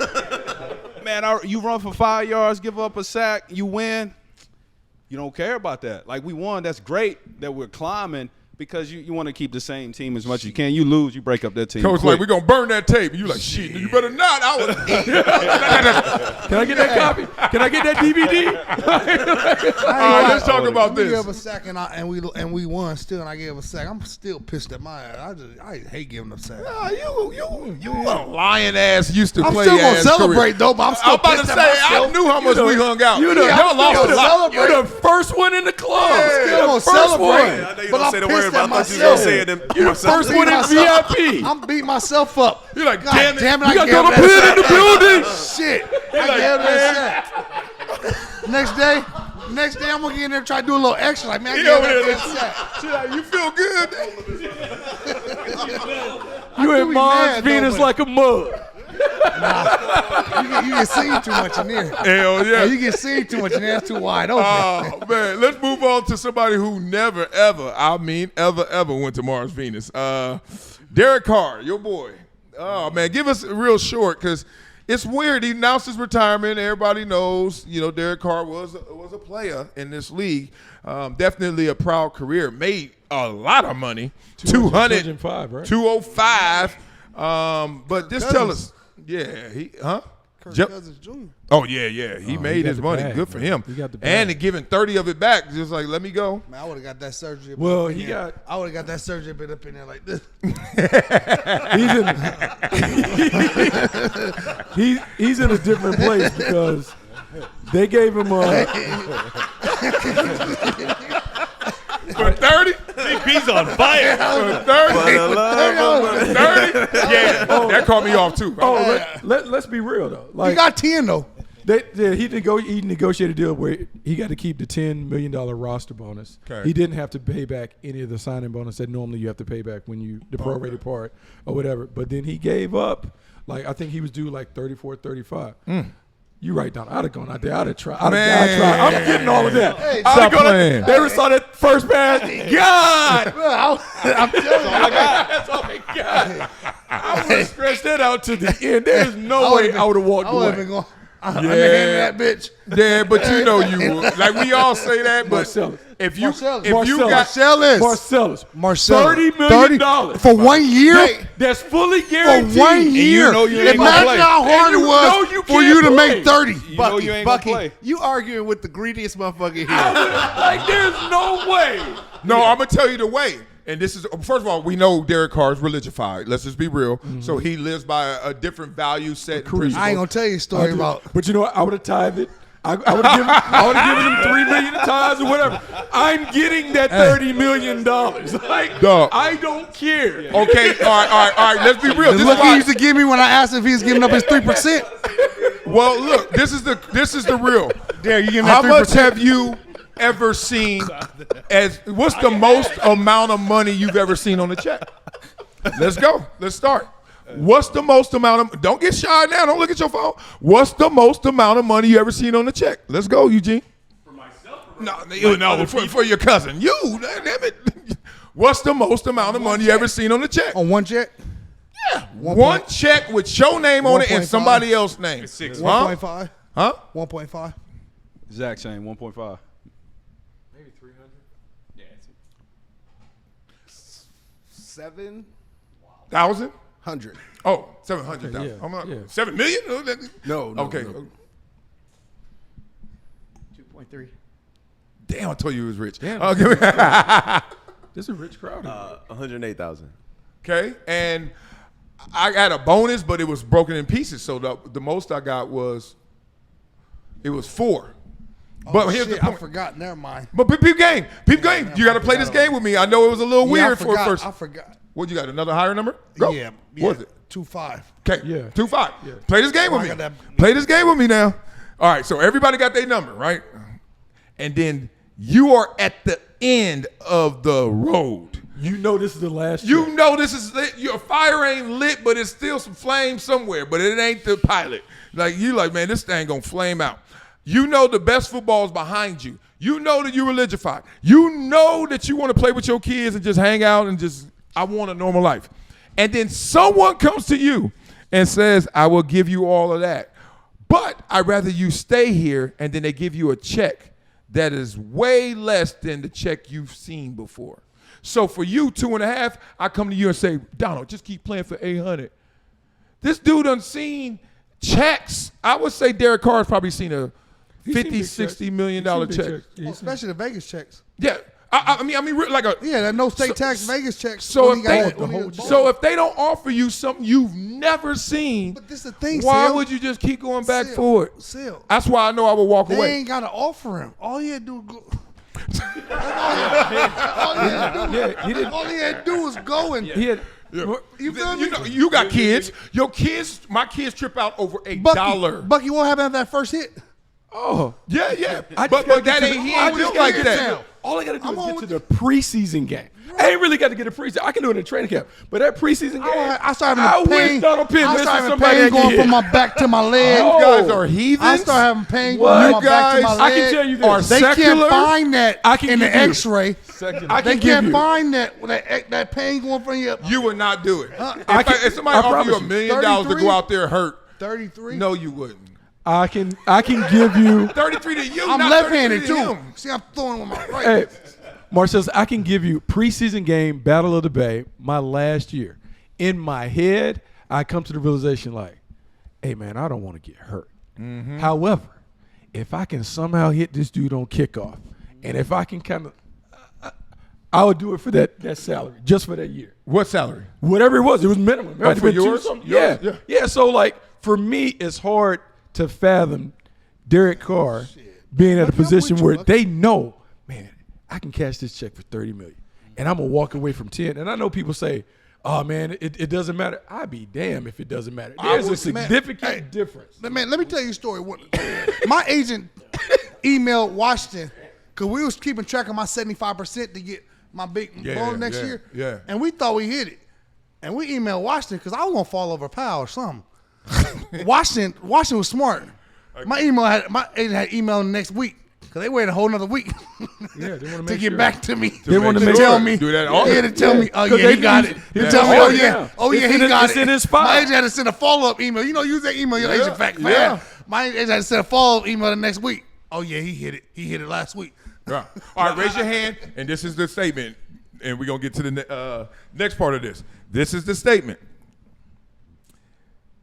What's the point of having FU money if you never say FU? And raise your hand if you got FU money. Thank you. He does. So he said FU. Yeah. I'm not picking that. And look, you know me and them quarterbacks. I'm not mad at him. Yes, I'm you are. very happy. You going to call him up and tell him to get back in it. I also think there's some I need my naivete car, though. with that. Because I think when you're playing and you're making checks, you think that money is a lot bigger than it is. And he's going to get out in the real world and realize that doesn't come. No. That doesn't come regularly. No. You don't get that. He You only don't gonna get make that kind of money. 8% interest on Yeah, 100, he so does- he only gonna make $8 million a year doing nothing. He doesn't know how hard it is. Poor him. No. But I'm just saying he doesn't know. But he's gonna be Derek Carr, and everywhere he goes, he's gonna get 250. Well, and if you think about it, He's in a whole different. He's gonna be in all the golf. He's gonna be doing all the golf Like think tournaments. now, He love like, golfing. knowing what you know now, how Oh, much yeah. harder it is to Oh, get yeah. the kind of bread that you were making as a yeah. player. Oh, but, yeah. But There's there's something you said earlier, though, because we're all talking about the business side, the financial, being responsible side. But you said he's a religious man. 20 years ago, very religious. I would have, I'm not saying I'm in his position, but that money may not be important to him from a spiritual perspective. Churches I like need money. moral Churches like high money. ground, and I need to save my value for when I'm up in heaven. Derek the Carr. money doesn't matter here. He cares about what he's going to get when he's in heaven. Yeah. He's very religious. Very, very. Very religious. Derek I Carr am could be a too. pastor. Yeah, But I like bread. yeah. I think that, yeah. To feed the village. Whatever. That's a true story. You can't fault him for that. Yeah. Two The fish, thing you got. whatever it is, I can do a lot with that. I would take that 30. I would take that 33 over my own church. Y'all, Shit. I would spend half of that over my own church. like your boys I would come have to been you. a preacher. You I are would have sounding like how donated- dudes I do. would have donated about 5. Dog, you Maybe sound 6. broke.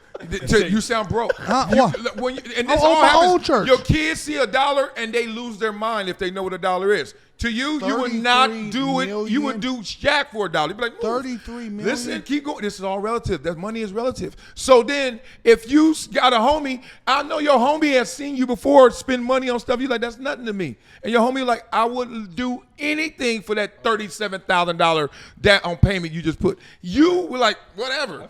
You got an earring that is more than your boys have made in their entire life. So now you gonna act like you wouldn't walk away from some stuff. Okay. Y'all serious?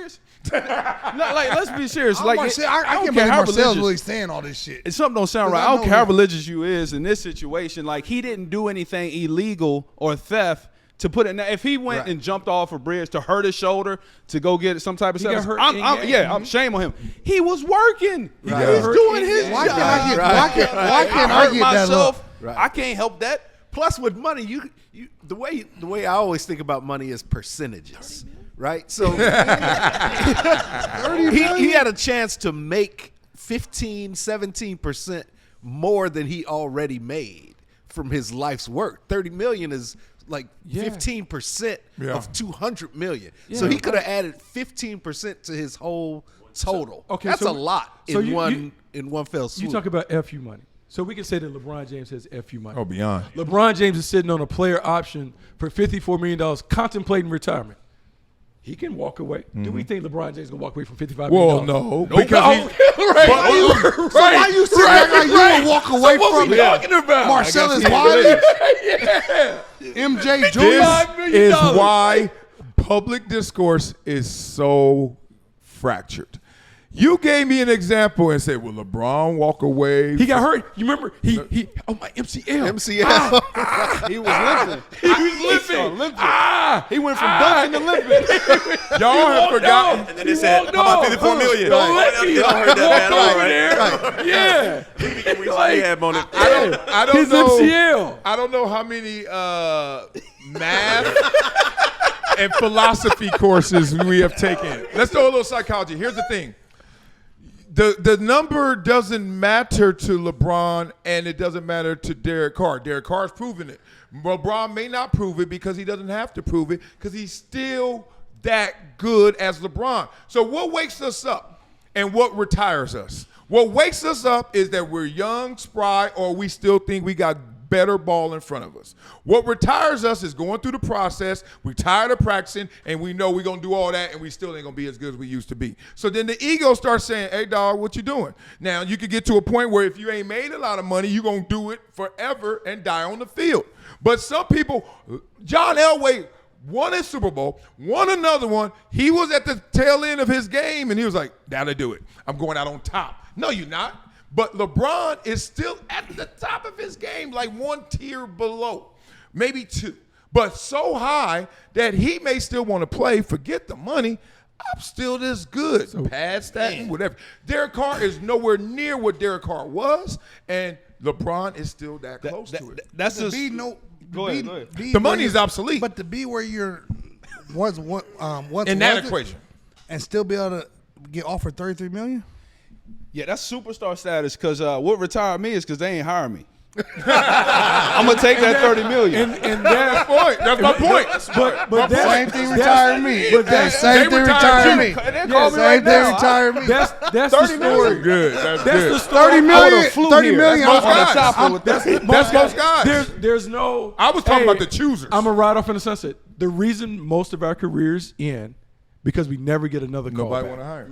And no one tells you that it's over. If you do get until a call, you like, it ain't well, worth dang, it, it's 'cause been I 2 got years, called, I guess. But it was, I gotta guess to get on with life's work.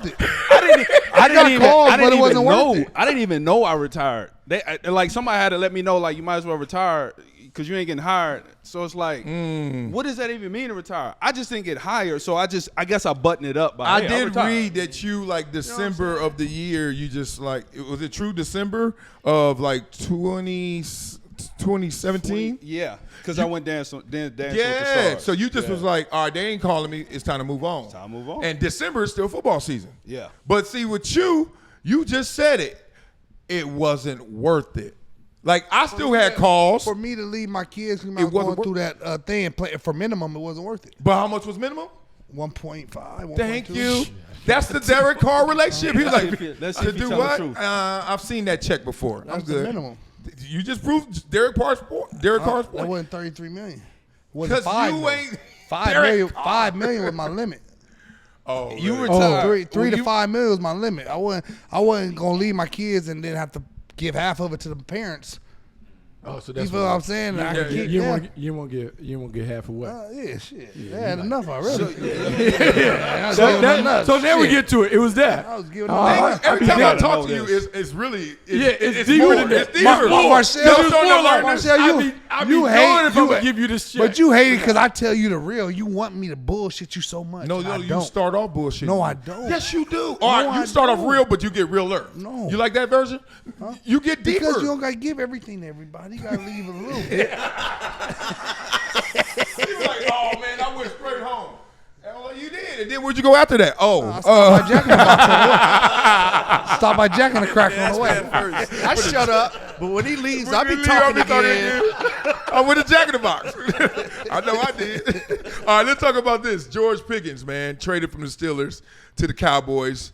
Bucky, is this going to work? Is Pickens going to get his mind right, or is once somebody show you who they are, just believe them, and he going to be distracted, and then they're going to work in the circus of D? I think two things can be true at once.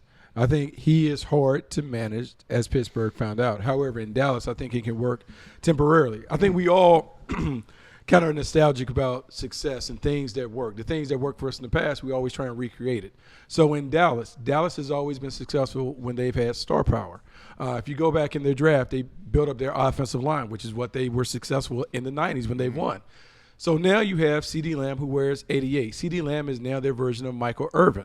What they need on opposite side of Michael Irvin is an Alvin Harper. George Pickens is their version of Alvin Harper. Now, how long can it work? I don't know. He's due a new contract at the end of this year because he's going to be on his best behavior because it's contract year. So the Cowboys are rolling the dice. They look, we're going to get the best. We're going to get somebody stay with him. Hungry Spike. All year. We can get the best out of him. And then they have to make a decision at the end of this year.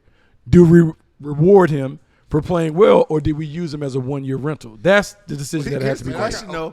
Will he accept being Alvin Harper and not being Michael Irvin? I think he's better than Alvin Harper, so it's gonna be tough. I'm saying, but that's his role. And the thing is he going to accept that as his role, or is he going to spend the year wanting to be Michael Irvin? I mean, it's a good thing. Like they got the Jamar Chase and the Higgins thing. You takes a little relief off of him because they're gonna have so much on 88, and he's gonna be able to get the ball a lot more. You know, than it's gonna go vice versa. But another good thing is a change of scenery is always good for a player that's going through stuff like that. You know, I think a change of scenery is really gonna help him. You know, he's gonna come into a new environment. You know, the coach, what's the coach's name? Schottenheimer? Huh? Or Mike Tomlin? Schottenheimer, the new coach. Yeah, Brian Schottenheimer. Yeah, the new coach is gonna come in and bring a new scheme and bring some new vibes. He's young cat, so I think that change of scenery and having Dak, a good solid quarterback, is going to really open them up and calm them down a little bit. Yeah, most of his catches, right? He's a 50-50 ball kind of guy. Like that's where he gets a lot of his work at in his heyday. I personally, I don't know if Dak is going to throw the 50-50 ball as much to him, but so I think Dallas' best option is to use him as a number one. The reason why I say that is because CD is going to be CD. He's gonna get open. Plus, CD just got paid what 138 total million guarantees. He's fed, right? So I think you bring in Pickens, let him eat. Let him dog. Let him go. And then it takes pressure off of CD. He can relax. He's got 4 years. CD probably thinking, yeah, go ahead, take the reins, buddy, because I'm trying to cake up again in 4 years. It don't matter what I do this year. I'm going to be decent I do my last 2 years. You know what I'm saying? So this is a perfect makeup for Dallas to let Pickens go crazy this year. That's how I would look at it. Good for him. Yeah, but then what we say about putting bad film out there or putting lesser film out there, if you CD, there's a little danger in that. Dak is trying to eat because Dak is, you know. His contract, he has to get paid. He's probably the happiest out of all of them. Dak? Oh, yeah, he got weapons galore. Except it raises expectations, and I don't think anybody. They don't have a running back. They still don't have a running back. They don't have an established running back. Yeah, they got that fast But the dude thing from is, Texas. with running backs, you can find a late round. You can find one of these free agent running You about backs. to be disrespectful. You about to be disrespectful. We can find a running back anywhere. Right. You about to say like Michelle's gonna jump? He's gonna choke. He's gonna put you in a choke. I'd have had a couple of good silk shirt gonna rip. He gonna rip that silk. Good free agent running backs. You know, they came in and did some stuff. I ain't saying I ain't trying to give. You meant it. Don't change that. And you meant it. You know you think you can find a running back anywhere. Graham come in. I had a Jalen Richard to come in that played very well. That were late round and free agent picks that came in. Jalen Richard for the Raiders. Yeah, see, he don't. Yeah. He ain't play that well. Latavius Murray. Yeah, like, you know, like Murray, stuff we're like cool. that. Guys came in and did their thing. So you could find somebody that could be a year fix, not a long term. So they've normally been at their best. Dak has been at his best when he's had an NFL rushing champ. You definitely DeMarco Murray, Ezekiel Elliott, and those things. Chubb's still hanging around and being healthy.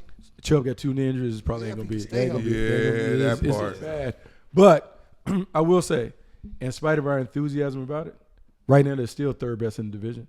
They didn't close the gap on Washington and Philly. So it looks good. We'll talk about it. It gives us some fodder.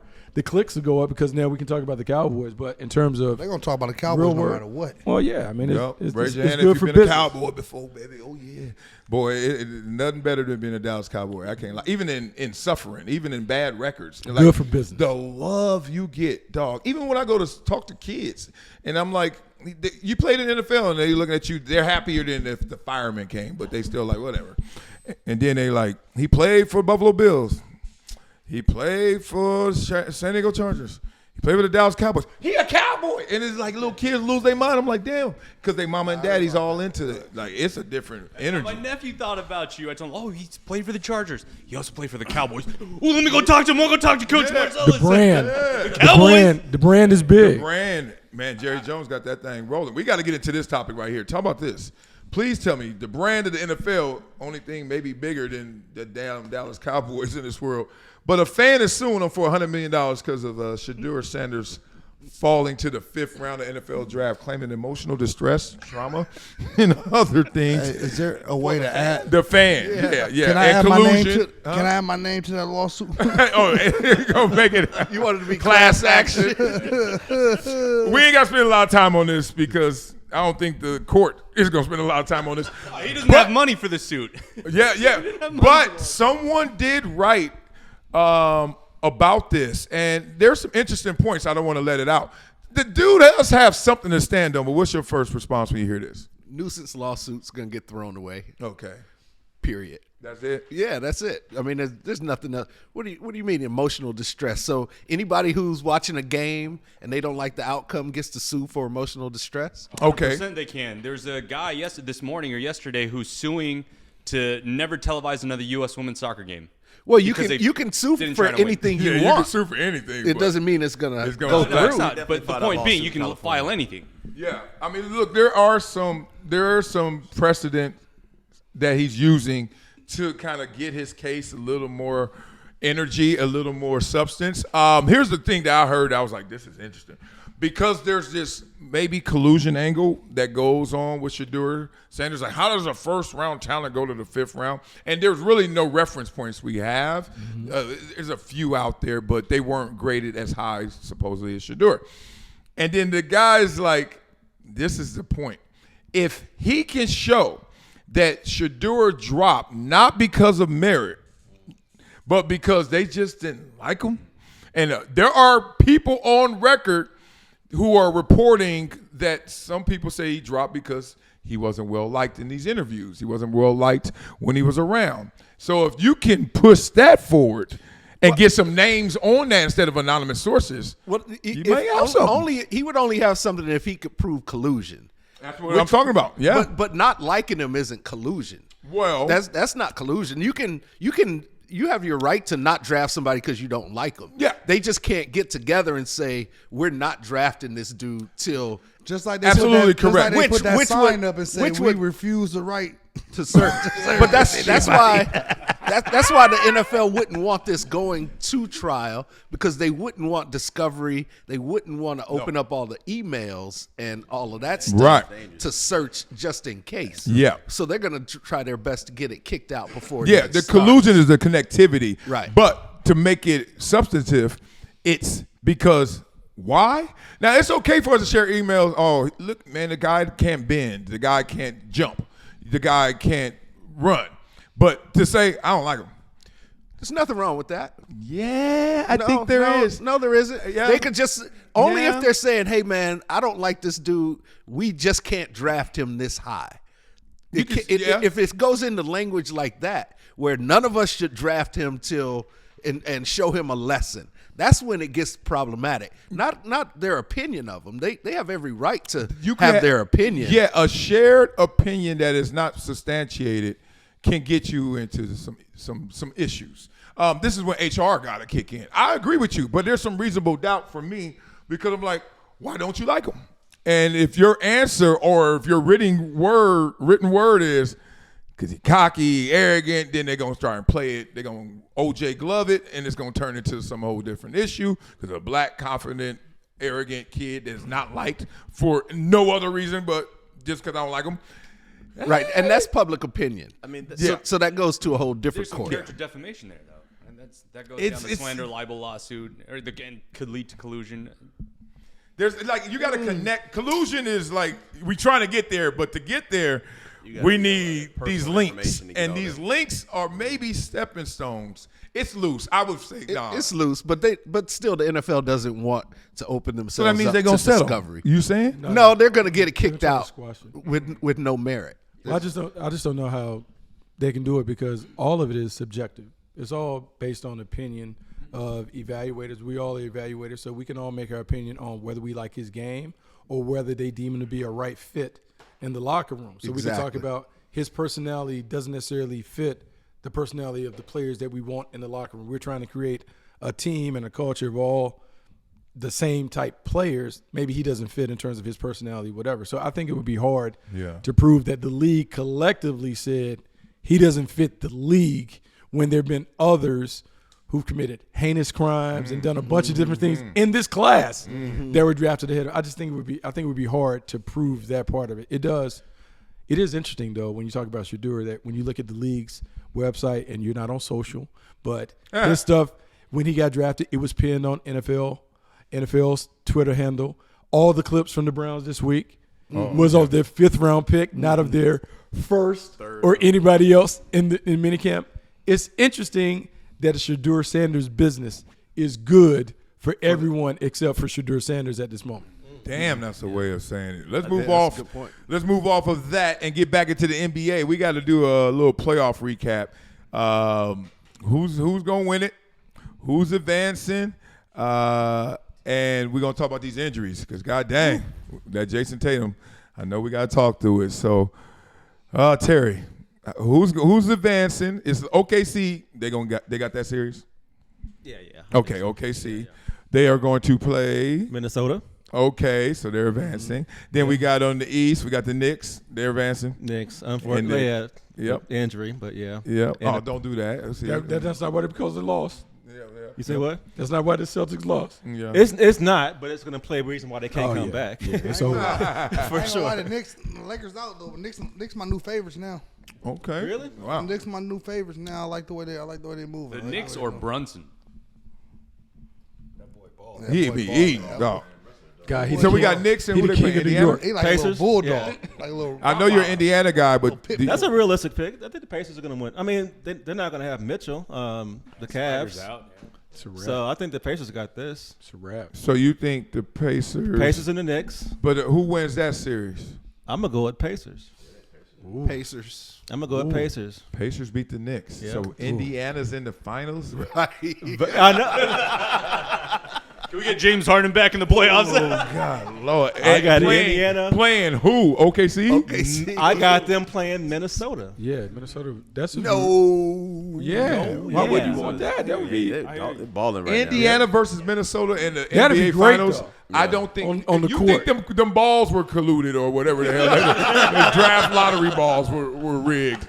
There's no way we were about to watch Indiana. Well, I mean, I love Anthony Edwards. You got star power. And Ant-Man would make and up I for like it. Tyler. Ant-Man. Just minor And markets. look, Halliburton. Halliburton to give you enough, whatever. Like, if you watch the Pacers, their brand of ball is exciting to watch. They move up and down. Yeah, they do. Shoot They team got ball. some There's players. no one dominant like, guy. Yeah. They had that, but I just can't resist the urge to put New York in the finals. TV, like you saw the celebs that were there. Yeah. Bananas if the Knicks go to the finals. Yeah, that would be crazy. It's super bananas. Nobody's going to Indiana for a But game. I'm very Nobody going to what's up, Larry?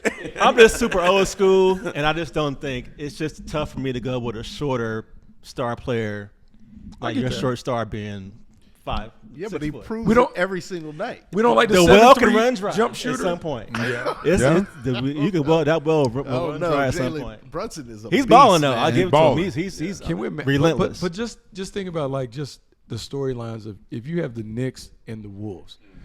it's Julius Randle coming back to play him. DiVincenzo, Yeah. who got discarded, who great cussed story. out That's a great Thibodeau in the middle of the game. He fussed him out like just the energy. It's box office. That would be With great. Ant-Man at don't think Madison it'll Square. happen. I mean, come on. Oh, That's- yeah, I think that would be great. fantastic. Indiana plays with so much pace, and Thibodeau doesn't sub. That doesn't bode well for the Why? His Knicks people don't get towards hurt. the end of the game. His people thug it out. They get It's tired. old school. They're gonna They get thug tired. it out. They play the whole game. No injuries. They're good to go. Everyone else low How managing. many finals has getting hurt. Thibodeau coached? Oh, yeah, because they flame out. They flame out. They They flame can't out. keep. They can't keep up with the Pacers. Yeah, so we I better think- watch that right What do now. you mean they can't keep up with the Pacers? They can't keep. They can't keep the pace that the Pacers play with not substituting anybody. Who's back there? What the hell's going on? Will you have some damn What you got, dog? Light a match. Hey, DP, what's going on, though? no, but our ears are. Would you have some hamburger helper? brother? Some heavy lifting in there. You got some rice-a-roni and hamburger Watch helper? out for the camera. Man, don't blame it No, on you this. been going. never seen No, you been going for 10 blame you. minutes. No, I ain't never seen a Jack Daniels bottle that big. This motherfucker- what Costco they got that motherfucker? That was Hey, hilarious. that has 2 handles. Dang, Richie, So they come with that arrowhead. you on his truck. side now? Remember that big ass that truck needs to come through here. 20 gallons. Hey, leave me alone. I'm just a handle. I ain't talking to you. All right, we got to talk about these injuries. All right, Jason Tatum, Spider Mitchell, Steph in the hammy. People go. I was just in the Bay Area, and they talking about, man, he coming back. I was like, whatever comes back ain't Steph. Like, those will be the ashes and remains of whoever it come back. If whoever he guarding, they gonna have to go after him. He'll be able to shoot, but he ain't gonna. You ain't even got to go after him. He ain't coming back. Draymond. It's funny because I read the quotes from Draymond before I heard him, and so they talked about Superman and all that. But then Draymond said, like, we need to play the long game, not the short game. Like, hey, this ain't about this year. He basically said, we ain't beating them, so we might as well wait for Steph to come back next year and have a full run with him and Jimmy Butler and those guys. It's a wrap. Man, my daughter tore her hamstring in late February. She still hasn't even been cleared to jog. It's a wrap. Shit, my fast ass. And she's young. And she's 19. Right. That's how you know she tore it. That's it. She can't even. I know. I tore my hamstring. She can't even do that's how plyo. fast I was moving back in college. Wait, hold But on. Wait. Donald Pierce said he tore his hand. I did. Fat boys don't do that. What offensive lineman has ever torn a hamstring? Well, he got 4 running them touchdowns. 110s. I told my hamstring working out for the 40. Well, I was coming off my MCL injury, so I think I was overcompensating for that. Yeah, that's why real. I did that. Because I was like, Yeah. And he didn't tear his hamstring. He strained it. Which Yeah, is different. that's what they say. Nah, that's I what can they- tell Buck- by the way he's Buck, I was fast. He was like, you know, It's different when you tore it. Yeah, but he's when you tear it, you do one. but You do one of those. he is 37 years old though. So that does matter. And that's his first soft tissue injury, they said. What? I mean, the ankles, we all know the first few years, but the first, that dude Do you works. count an ankle as a soft tissue? No, that's the point. That's all he's had. That's His good. ankles. That's great. All that running and cutting he does, and that's why he shouldn't come back. Or if he comes back, it won't be anything sustainable. You got to look at it. too When fast. Steph run, it don't look like he moving fast, but he be moving. It don't look like it's like he's so smooth kind of with his movement. You know what I mean? It is funny though. I think the thing is, if did Jason Tatum thing get officially doesn't as an Achilles or not? I'm not sure yet. But it's Not funny. Nah, he this good. They morning. say he coming back. Paul Pierce. I'm just no, he's not. I'm just curious about the rash and Achilles things because that used to be unusual. That wasn't a very common injury. I feel like we see more Achilles now than we've ever done it. Dame Lillard popping in, he had the blood clot. But I'm just concerned, like, what is up with the Achilles? It is like my thing that I'm petrified. So when y'all talking about playing tennis and pickleball, I am deadly scared of, like, Man, these high school kids be challenging Look me at me, to got his run. toes up like Tinkerbell right Yeah. there. Like, I am not. These I high don't school want kids- any parts. These high school of kids be that. challenging only me to does run. yoga. I'm like, I'm not Yeah, racing. that's Y'all, it. y'all, I don't remember the last time I ran full speed. These high school kids be wanting, Coach, we can beat you. Yeah, y'all can. Be careful. Y'all got it. Yeah, y'all can. Y'all got it. Let me give a ghetto formula of what happens with Achilles. Because, I mean, look, we all know if you get over 30, 35, they say the Achilles, be careful. 2, I think it's the mileage on these kids that are turning into adults now. Yeah. The mileage, the number of shoes they wear. Think about it. When we grew up. Don't wear. Well, All they wear is fucking Crocs and They're wearing sandals. Crocs and they're doing My son athletic gets on moves. my fucking nerves. I told him I'm not buying him another pair of fucking Yeezy sandals. Yep. He's walking on the side of his fucking foot. No, I'm not dead. No, I'm not. That's real. I think there's some, like, if you do the calculation, you put all this in a bucket. You put Yeezy sandals and Crocs and socks, and still sometime when they boys show up, they just start working out and doing it. How many miles they putting on themselves, how much more explosive they are than us, because every generation is getting taller, Bigger, stronger, and faster. bigger, stronger, faster. I think it's just a formula for disaster. It's like a recipe of disaster. If you want to look at the conspiracy theories, I'm surprised ain't nobody looked at football fields yet.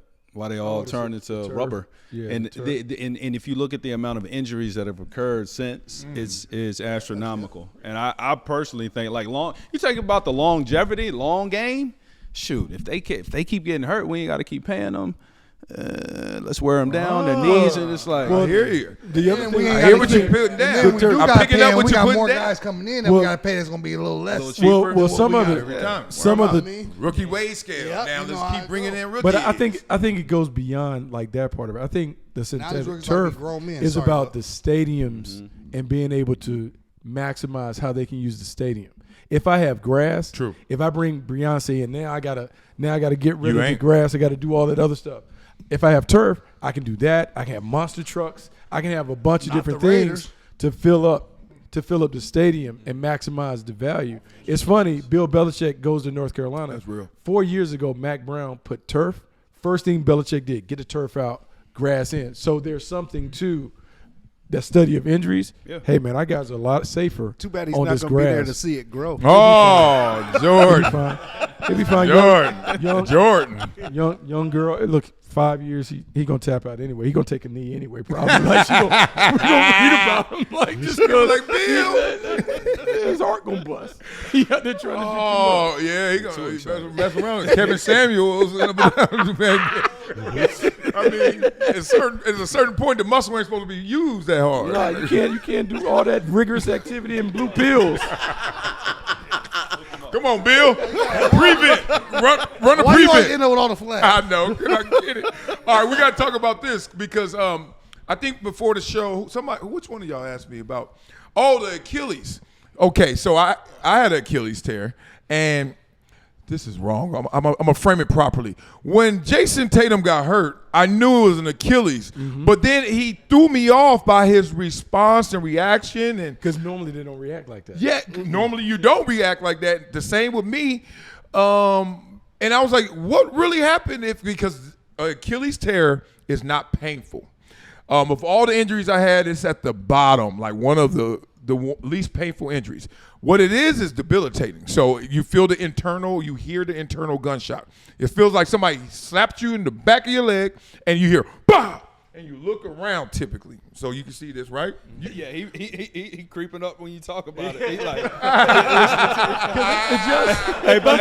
It's just such a weird thing because I've always heard, Damn, old man. from people who've had it, they look around like someone kicked you in the calf. So you look around like, hey, man, who kicked me? Yeah. And so when he grabbed his, he was writhing in pain and running around. Dame Lillard, when he did his, Dame Lillard was like, damn. No. Now I think and so that's what threw me off. So I was like, well, maybe it's not his Achilles, maybe it's his ankle. Yeah, I think what we saw calf, in too. real Maybe it's time. calf. Tore his No, calf? there's You don't think he tore his calf, maybe? I mean, it's attached. asking. You Yeah, know I'm what I'm saying? just Yeah, if it's your foot attached to your calf, which he probably He felt. wouldn't be in that much pain, though, huh? I got you. This is what I think. Like when it happens, because you have to flex it, and you can't move it. So when you send the signal like move toe, it doesn't move. You like, all right, Achilles gone, and then it doesn't hurt.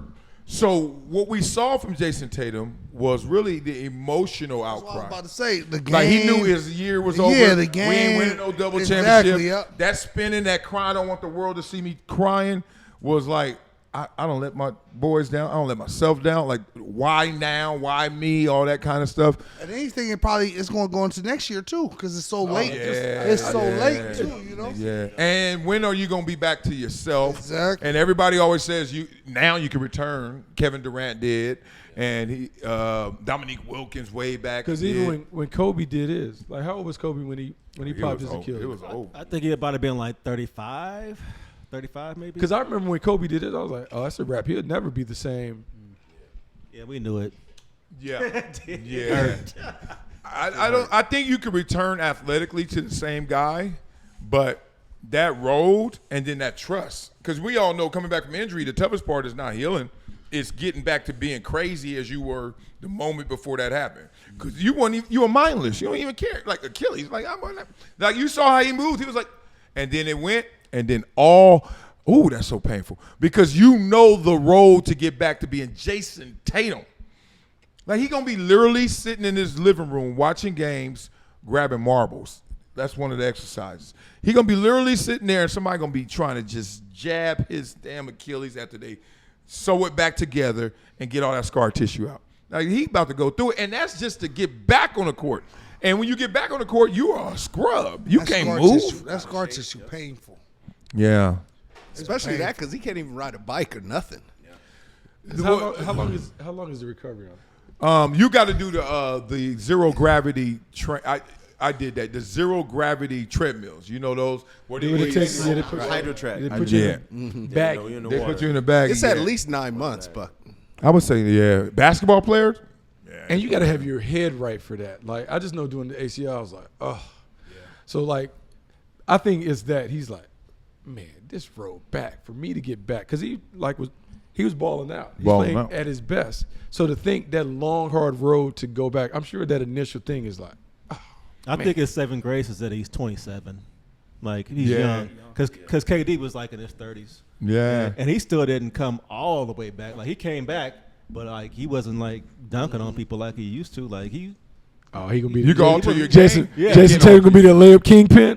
Yeah. He was smacking board on everybody like in high school. And the other Achilles is going to be stronger than this one, which is compensation is crazy. The other one is now going to be sitting there like, okay, the hurt one today is stronger than the one that was naturally and still good. And it's going to be like, what the hell you got over there?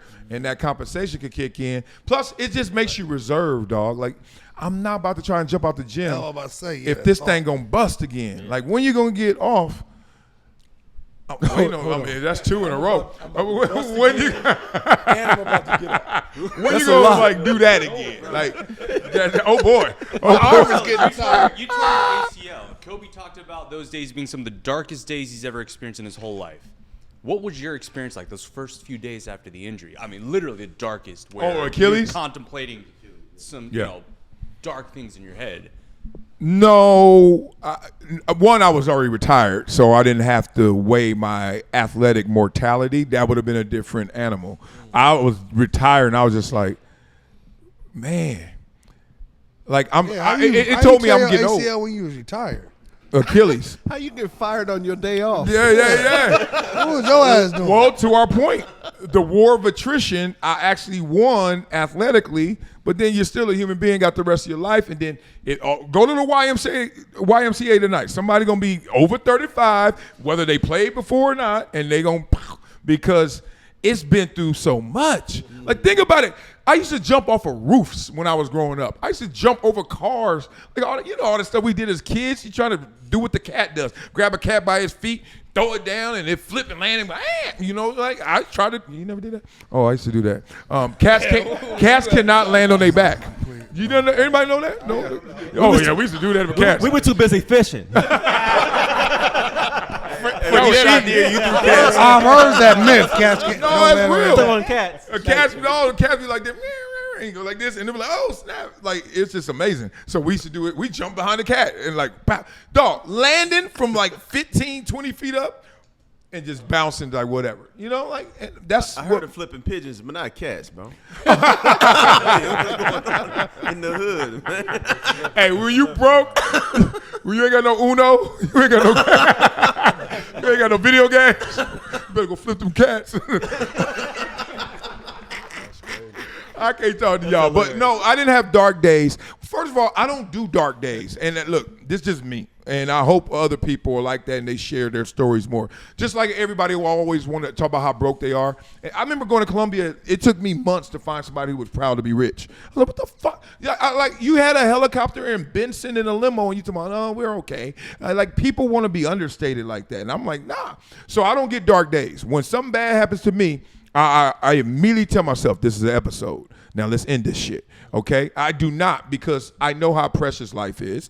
I am not going to lie to myself. I'm not about to kill myself. I will never lose a game or lose a moment because of me. You're going to have to take it from me. So I don't lose. You beat me. I ain't going to lose my mind. You're going to have to take it from me. I'm not going to wake up and say, oh, I woke up on the wrong side of the bed. No, I didn't. Woke up on the wrong side of my mind. Time to get on the other side. So I don't let stuff get to me like that. But have you up? But back in them days, woke up on the wrong been side like that? of the Hell bed. yeah. Oh yeah. And I'm on an immediate mission to get right. Oh yeah, I'm working on Oh, what did you say, Bucky? No. Hey, Jason, call Marcellus now. Yeah. No. I wonder though, like, because I think we have to go through.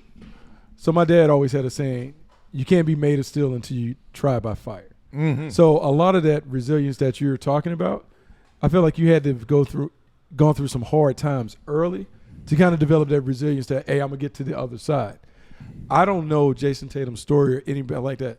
Like, has he ever had to go through adversity to get on the other side? Because if he has nothing to draw from, he may not know that, hey, this isn't life-ending, career-ending, or whatever. Normally, if you've gone through things early in life, well, then you look at it and you have perspective like, hey, this is hard, but I can get through it because I've gotten through worse stuff. I think he had a kind of a tough upbringing with his single mom, that kind of thing. But I don't know about hardship, you know. And he's an athlete that's on an insane level. So I'll bring these two stories together. There's a guy by the name, like the fastest, it may not be true to this moment now, but historically, one of the fastest kids ever was this kid named Obi Moore. And he was a local kid, had every single record from like age 8 to like 16. He went to the Olympics in high school, like a junior in high school. He went to Muir, and he was on my track team. I mean, this kid was 8, and we're winning nationals at like 12, 13, and he would start practice behind us, and then he'd be like, go get him. And he would go get us. And I was like, this kid, I mean, he was next level. Y'all look him up, Obi Moore. Insane. They did a documentary on him, all this stuff. He's in the race with Michael Johnson in the 96 Olympics in the prelims. Sick. Running 44, 43 in high school. Tears his hamstring or something like that and rushes back. And then when he gets back, he ain't win. He's like 3rd place, 4th place, but, you know, he 80% or whatever. And then he kept getting hurt a little bit, and more importantly, didn't win. And we saw something we never seen before.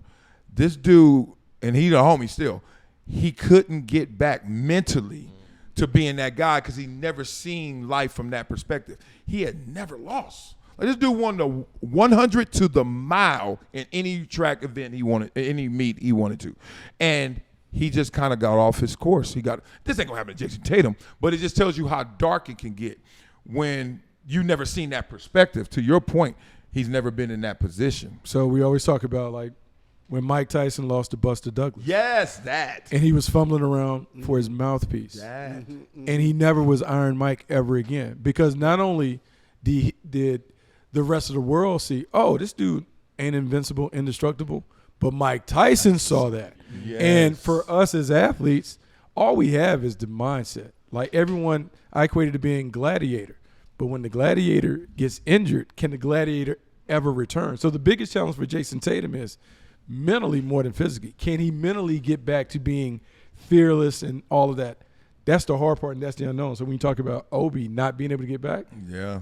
When you lose, that's the fear every time you lose, or boxer, every time he gets knocked out, or can he get that back? Can he recreate that invincibility that he made himself have? Yeah, it's a confidence. Yeah, you gotta talk to yourself too. Like, your best friend is your worst enemy, which is you. You gotta be stronger than that mind in your head. You gotta tell yourself, because I remember I had days when I'm like, man, I'm like, sure I could. I'm checking the bank account like, man, I can't retire, but now I got to come back because I ain't want to end it like that. But it was tough. It's tough. It's some hard days. You got them dark days where you got to talk yourself through it.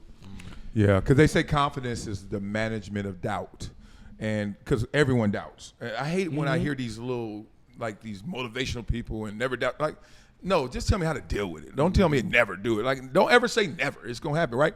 But the reason I have my level of strength, whatever that is, but it works for me, is because I saw death early, and I saw like despair early, like broke and like unhappy. And you know what I mean? Like I was this, you know me, I'm always like proud, and I'm a nosy little kid. Think I'm nosy now and crazy. Boy, at 7, the adults hated me. I was like, what's wrong with you? Why you so snappy? Why you mad? Why you yelling at me before we go into the store? Like, what's wrong? Right. You that guy. Right, yeah. You that guy. I'm Why? Like, Why? Daddy, why? Right. Mom, why? And didn't hear good answers. I heard some bad answers. I was like, oh, this ain't adding up. Because I said so. Yeah. That's why. I was like, Mama said what? I got so I was like, why, Uncle Gloria? Yeah. Good call back. Curious, you didn't figure that shit out. Yeah. So that's a good mix. Look, I wish this on no one, but to see death, so then you know time is finite. You know that these there's no like goodbyes from some people, and then there's also while you're living, even though you're alive, you're not living. And I saw too many of my family members. Like, I was like, damn, you unhappy. I was like, I am never going to be that person. And I think you got control over it, but you just gave up and gave in. And two, this shit ain't forever. Like, one day, DP, we just gonna be old, and you gonna be like, boy, I ain't coming over there too damn far. And I'll be like, I know, my hip hurt. And you're like, all right, boy, you been good. Let's get on Zoom. Let's get on Zoom. We gonna get on the Zoom. How you work this Zoom, boy? MJ, how you work this? DP. We're gonna be done. So we got already turning the TV on for you. Oh yeah, I'm gonna use his ass up. No. Hey, Mac, hey, come take my socks off. Dad. That's crazy. Nasty. Oh, that's crazy. Take your socks off? Take your socks off? I'll be on the couch, man. Take these socks off. Oh, that's crazy. We call it CPS on Hey, your then when ass. they do, I start wiggling them toes. Oh, I am calling CPS. no way. He got to go to school. 13-year NFL lineman feet. That poor kid. Monkey claws hanging over. They made it out. They made it out. The big toes got stepped on the most. The big toe. The other ones, the big toe. You know, I always got stepped on. That big toe always got stepped on. Little man can't go to class like that. Oh, you should see my daughter. She's the funniest. She does it too? They do the most. The girls do the most. She got longer fingernails. They're gonna be all up into there. It smell like Cheetos in school. They'll be like, who opened up Fritos in here? Right after practice.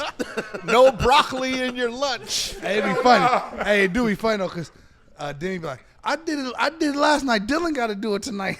The worst. Yeah. Got them worse. Like, Dylan! Yeah. Kids got a different nasty threshold. Like, you get older, we get like squirmy, like, that's nasty. But then when you have kids, you got to go back to like, yo, you got to be nasty again. Because, dog, the toilets, what's wrong with these kids? Oh my God. But I tell my son, why do you want to use the guest toilet? Shit stain. You have your own toilet. I use the guest room. Like, why is that your? Dad, that's my favorite toilet. Why is that your favorite toilet? Why is it when everybody uses your favorite toilet? Because you know they be holding it until they come home from school. Oh man! But then when you watch them wipe, like I got young girls, so when you watch them wipe, I'm like, Yeah, you need to try that again. there's no chance. There's no chance. New panties. Buy some new panties, baby. You're not done. No, they're not done. No matter what color you buy, you end up buying brown. You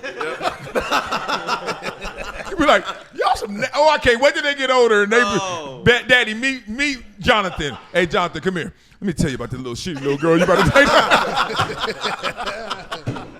That's hilarious. That's crazy. Let's move on, man. Let's move on. Oh, let's move on. See all this laughter and fun and joy. Well, there's a podcast out there that just didn't have this same level of laughter and joy for a moment there. And it's Gil's Arena. We saw Kenyon Martin and Nick Young get into it over the respect that needed to be paid during the tribute to Greg Popovich by Kenyon Martin while Nick was on the phone and Gil was with him on the phone, and the Gil was like, hell no, I'm over here. But who saw that? Y'all I saw it. All right, give me your response. Let's start right there. Well, you know, Kenyon is a good friend of mine, so I know how his personality is. Okay, are you going to take care of your good friend right now, or you going to keep it 100? I'm going to keep it 100. Okay. I'm going to keep it 100. Yeah, Kenyon the homie. It was, so I know that's how he would react to something like that. Oh, yeah. Because he took it very seriously. And even in your solo podcast, you talked about that moment being important to him, so him wanting people to respect it. Yeah. And that's exactly how he is. Yep. And he felt like Nick was disrespecting him in that moment and disrespecting Popovich at the same time. And I think it just took him over the top. And Nick could have just said, "Oh, my bad," because he was being rude. It was like being in classroom and a little bad boy is doing his role, thing. Though. That's the role he plays. Like, Is he's, it? He's the jester, the class clown. Like He always has been, right? yeah, like Yeah. But sometimes even the class clown got to know when to be quiet a little bit. You know what I mean? You said no, Eugene? I'm hearing you. They call it class clowns, right? yeah. Didn't it? Yeah? But everything ain't a joke all the time, though. To who? Class clown. I gotta agree with understand you, that, but not though. to the class clown. Everything is a joke all the time. Understand that too. Somebody clarify what was disrespectful that he did. Nothing. So like the other thing, like he's talking and I'm over here scrolling, like I'm scrolling doing the tribute or whatever, like, and so Kenyon may have expected complete eye contact or whatever, and it is a weird space because we're talking and communicating, but it's not really like a one-on-one conversation. But he felt it was disrespectful because of what they were talking about and him talking, and Nick is and doing they what had Nick does. they had given Kenyon the floor Yeah. to speak about something that was a big topic on the show, and then Nick's over there just trying to show something to Gil. Oh, it was And beyond him and being on the he's phone. It's like slouching back and he's laughing and he's being loud, and you could just see Kenyon's face just change. No and game. He was like, whoop. I think what it is, there's not too many pillars in the game of basketball left, and one of them is retired in Popovich, and I think Kenyon's more like showing respect to the game he loves, somebody who contributed a lot to the game he loves, and he's thinking that everybody else should play the same respect because y'all are professional basketball players or ex-professional basketball players. So I think when he saw that, he didn't take too kindly to that part, the disrespect. He thought that was getting Right, and Pop, Pop has always come out on the side with human rights and Black Lives Matter and things that have mattered to us, as well as players' rights. So I think he was kind of thinking, as a player, you should at least honor that a little bit and not sit over there like a kid. I felt like it was extended beyond subject matter, and I think it's probably Kenyon's overall frustration with Nick Young, because I feel like this is the thing of we're in the locker room. All right, so let's say Kenyon is the old head, even though Nick isn't that much younger. We're in the locker room and you have the young guy comes in, and there's a way that we've always gone about our business as professionals. And then you see a young guy in, because like today's kid is different. Yeah. Like you have to tell them because they don't know, hey man, like when I'm talking, you got to put your phone down. You need to look me in my eyes and engage in contact. I feel like Kenyon doesn't view Nick taking the job as serious as he is. And so that was kind of like the moment that pushed him over the top. Like he probably has wanted to say stuff before. But that was like the thing that he was like, God dog it, like we're going to have this conversation. And on top of that, Bucky, when people ask, what's Kenyon like? First word out of my mouth is he's really smart. Mm-hmm. And people don't understand that about him because he has this persona of being the tough guy, but beyond that, he's a really smart, really well-read dude, right? So I think when he wants to speak on something serious, he takes it seriously. Yeah. And somebody like Nick would get on his nerves. I could see that. Just in general. I don't think in life. I can't imagine them hanging out beyond what they do on the couch. Right.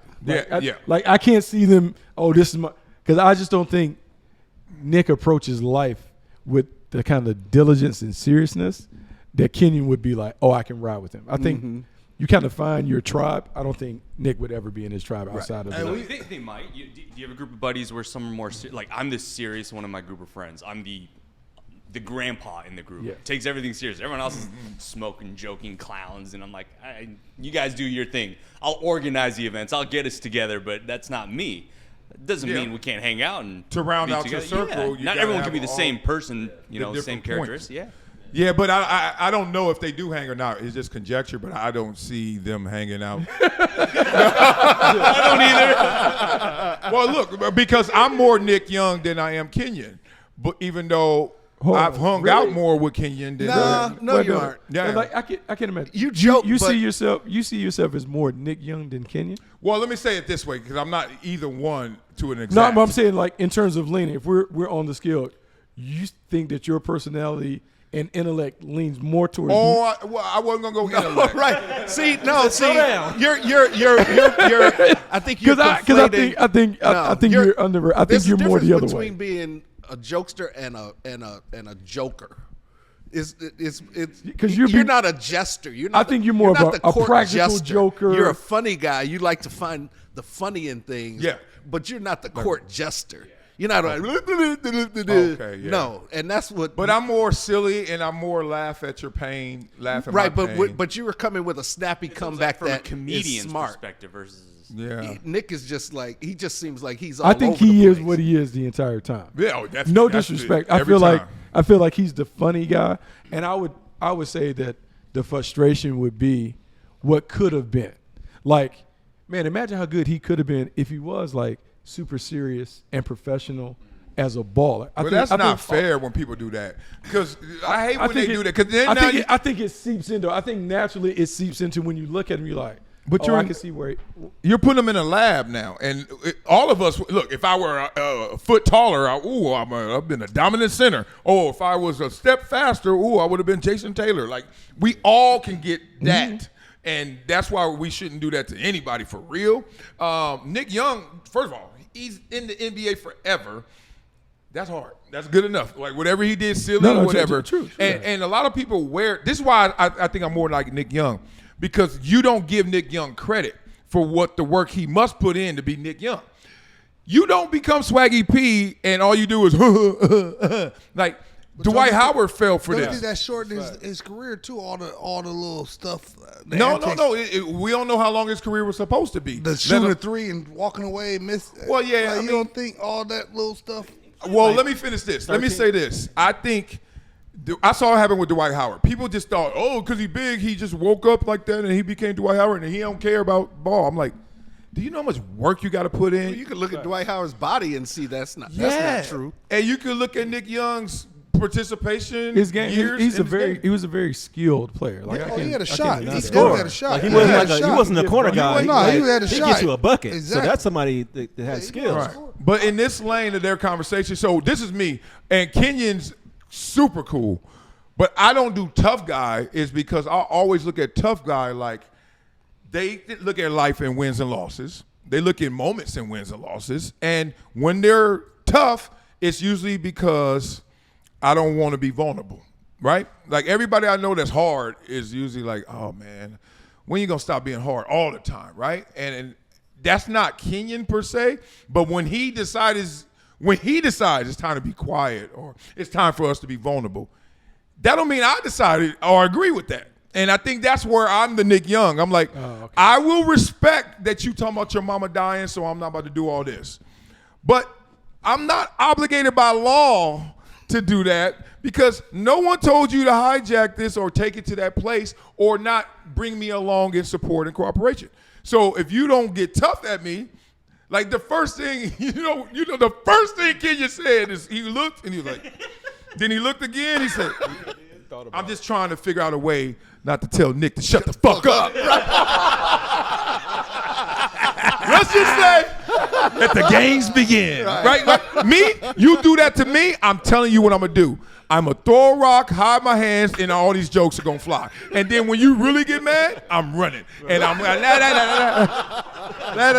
that's just silly. Because I'm like, we really about to fight over Pop? Like, we ain't going to heal Pop. We ain't going to bring him back out of retirement. It had to be more stuff brewing. Of course. Yeah, it didn't have nothing to do with Pop. That was just the subject matter at that time. Yeah, he been getting tired of Nick. He been getting tired of Nick ass for a while. Last straw. Displaced aggression. Nick ass for a while. Yeah, they said it's been building and all that You kind can of tell stuff. by Gil's face too. Gil like, oh shit, it's time. Like Gil like, he all straighten up. Gil get excited and shit like, I'm over here. Yeah, I'm over here, dog. Like, I love that show, man. I feel like with Kenyon, like that's his role on it because he goes back and forth with Rashad McCants. Oh yeah. Like I feel like McCants gets on his nerves at times. Yeah. And then you got Nick on the other end of the couch. I think it can be too much for him sometimes. Yo, Kenyon, being real, Kenyon still got to deal with Gil too. Kenyon is like you said, he got a reservoir of like real insight, intel, smart, all that. But hey, don't fuck around. Like don't like he that coach that lets you do what you want to do, but don't do that. Don't make me take my belt off. Yeah. Kenyon, and then, he is that parent, right? And then don't make Nick me like take you ain't my daddy. Like Nick said, well, I'm gonna never shut up now. Between Gil and Nick, that's a lot to deal with too. No, if you that type of person, that's a lot to deal with. Damn. That's a lot of I don't give a fuck. So we all agree it wasn't like we all agree that this is just a passing. Yeah, it's just like this is just it's healthy. This is Hatchet with Just Blaze. Yeah. That was a whole moment. Hatchet Just They Blaze really like each other. We know that. The funny thing was too, they don't. Gil and nobody tried to intervene. They just sat back.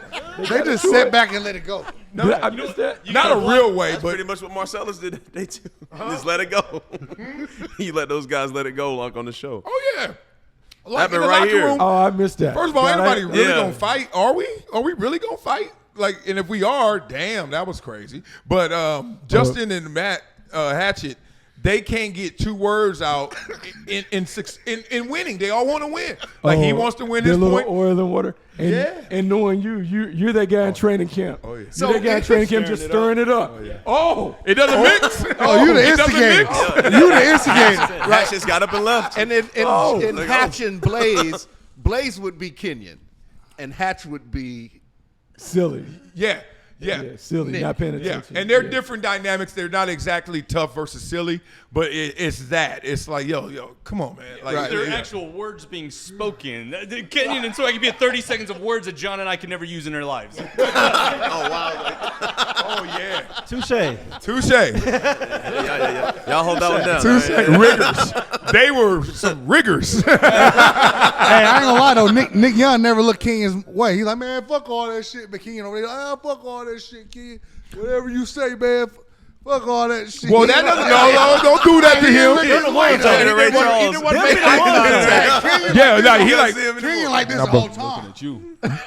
Hold on. All right. Now, I think that's a misread, or if the connotation is that Nick didn't want it. Because Nick doesn't want it. He's Nick like, doesn't, yeah. I'm joking. Like, you are taking this way too far and serious. Nick would have got up and bounced quick. Yeah. And did you see the foot was just here? Like, look, Kenyon, like, I'm not. Look, you'll know when I'm for real. Yeah. Like, this ain't even for. Kenyon must be gangster. Kenyon's so hard. He like, this ain't even hard. My leg is crossed. I'm not moving. I'm not tripping. I think we got a handful of highlights of seeing him. When he want to do it. Yeah, I'm okay with the smoke. Yeah. Like, I'm fine. And that's enough. That's enough. Where we've all been around the homies. It's like, hey, look, he's for real. Like, he's for real. Yeah, right. I love the moment. I mean, look, I think that lets you know that that's real friendships. Also, some real incidents have happened, and they've tried to sweep it under the rug, which made the rug look lumpy. And then we all got finally we was like, damn, I just tripped. Like, you just walked and tripped over that. hey. But like Rashad said earlier, it's a bunch of independent contractors that come together for a team, right? And that's a perfect example of that. Perfect example. Listen to the last 3 seconds again. Once the camera cuts out, the audio keeps going. Oh, yeah. I almost thought, they stood up and they started fighting. I thought I heard fists going in the background. No, I didn't hear that. There wasn't no fists. I heard Gilbert. That nasty. Gilbert kept saying, damn. Is that Ozempic burp again? Oh, no.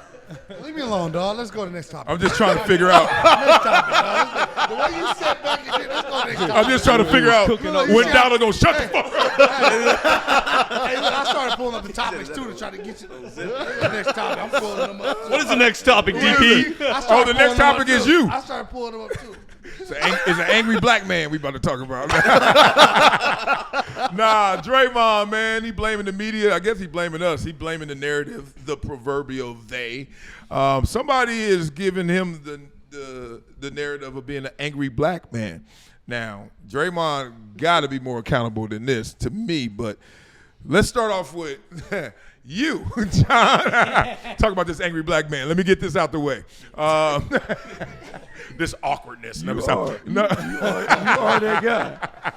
No, seriously, when you hear Draymond saying that he's been painted as an angry black man, what comes to your head? What's your response? When hasn't he been an angry black man? Ooh. Okay, that landed different. Hey, that worked. It's tough when he's painting the picture. Picture perfect. You know what I'm saying? He's painting the picture. Yeah. It's what his character's been the whole time, right? I mean, that's always what he's shown, his discipline. I mean, people put it out there because that's what they see. So if he really wanted to change his persona, he could. I mean, he's fed it. So he's been in the league so long. It's like, he's not like the nice guy who's just sitting there calmly, right? He's got a persona, and he keeps it up. I think maybe the challenge with that terminology is he is an angry man. He's an angry man. I don't want it like black, that. Angry right? black man is it's a negative stereotype of how black males may be portrayed. Yeah. I'll talk about myself within the Asian community. The Korean man is known as a the angry Korean man. Like, we're very angry drunks. But it's a very negative. So that's not true of all Koreans, just like how it's not true of all black men. So I think Draymond's going to take accountability for being an angry man. But why does it have to, like, yes, he's black, but he's an angry man first and foremost. Angry black man just has so much negative connotation. It marginalizes the African American community, and that's the one thing that I personally have an issue with. In terms of just he's an angry man. Yes. Let's face it. Is he angry? Yeah, he's an angry. Is he black? He's Is black. he a man? From a factual perspective, why we can't put black those man. together is the conversation, I guess, right? Yes. Angry black man, which I think is stealing from the angry black woman. I've never.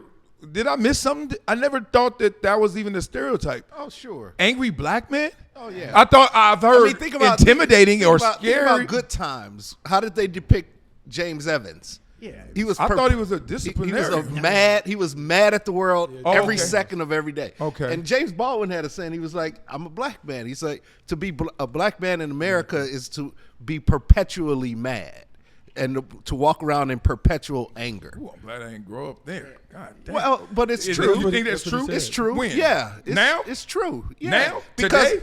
because you play pickleball. You just shut your angry ass up. Right, but there's still things that like we have talked about on the show. You about before. to play in an hour. What? Oh, everybody broke. I think it truly. What are we? I think it truly depends on where you live and what part of the country you live, right? So like his reality right now is he gonna do a podcast and go play some pickleball, play some golf. You decked out in golf gear, right? Yeah. But if you living in a certain section of the country that doesn't value you the same and appreciate and value your what you bring to the table as far as like your jokes and how like man you're a big guy, but at the same time you're also a pleasure to be around, right?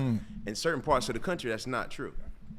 They look at you and they judge you based off of how you dress, based off how you carry yourself, who you're with, and if you're having a bad day, if you walk around with a frown, you ain't got that big smile on your face, everybody loves to see. They look at you and they look at you as a threat, and they look at you as someone they don't want they don't want to be around or their families to be around. Damn, that's well said. And that's just what it is. And I think the perspective that a lot of times people miss is that everywhere is like LA. It's not. It's not. That's why I love it here so much. But does the perspective get lost that everywhere is not like wherever you just described? No, but it's just more accepting here. You're more welcome here. Like my wife is, half Asian and half white, and she's like, this is the first time I've ever. She is? Yeah. I didn't know that. She gets that a lot. Really? Yeah. She Asian? She's half Asian. Her dad is from Vietnam. Oh, okay.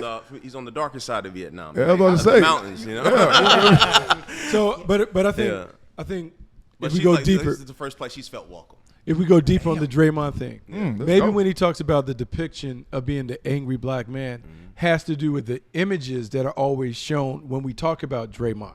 Whenever we see a Draymond clip, when we're talking about whatever it is, it's always him getting attacked, him getting involved in stuff. We never see the happy-go-lucky version. Because he don't score. Hold on, wait. But hold on. But I'm saying, a free throw? No, but I'm saying for him, he has moments as a champion. All the stuff that he talked about, they never show him on the parade float. They don't talk about that part of it. It is always him in conflict. Selective perception here. No. I think we are. As he's saying, he's not an angry black man. So he's seeing the images that are shown. Let's just talk about ESPN and the highlights. They don't show the happy-go-lucky. Hold on, Bucky, I love you, and let's go here. I watched the NBA All-Stars, which I was forcing myself to do because I'm like, what am I doing? But I wanted to see, like, it's not a great production, like the skills challenge. All that. I'm like, it's they could do much better with all that talent. Right. And then I'm like, all right. And then we go to the main desk, and Draymond Green decides to tell the world exactly what I'm feeling. This sucks. And I'm like, that ain't an angry black man. But when we get a chance to see you, the person, as close as we gonna get, because every time else we see you, you got on the jersey, and you sitting there suited and booted, and then they ask you on a scale of 1 to 10, what would you rate the All-Star game? You say 0. Like, you're not helping any way for us to look at you different than. But I'm not saying it's not of his own doing. Oh, okay. I'm not saying that it's not of his own doing, that he has not given us a reason to put him in that box. However, I like to think that we all would see ourselves as multidimensional people.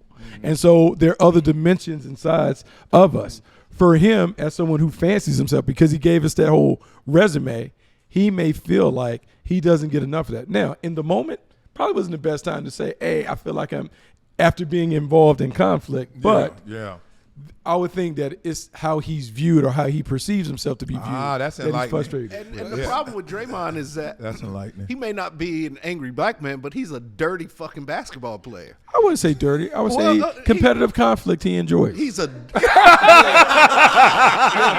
Are your legs crossed? Oh, I thought his legs were crossed. What the hell? Competitive conflict. Shark talk right there. I appreciate what he brings to a team, but Draymond is dirty. He's a dirty player, and there's no other way to slice that. Yeah. And if he stepped on a dude's chest before I mean, with a floor underneath him. You know how much that hurts? listen, if you put Draymond in a chair, like you ever see a Clockwork Orange? Where they strapped the dude to the chair and they propped his eyes open so he couldn't close them, and they made him look at all these crazy images because this dude was running wild through England. Yeah. And that was part of his reform. If you did that to Draymond, he would be like, I did all that shit. What the hell? Yeah. If you made him go back and watch all the craziness that he has done on a basketball court, he's kicking people in the nuts, he's stepping on chests. Some of that elbows. He's members in the face. hitting, right, he punched his own team member. But some He's of that is flying some that of that is- elbow some like of we that don't is- know that's your Some of that way is of trying necessary for your team.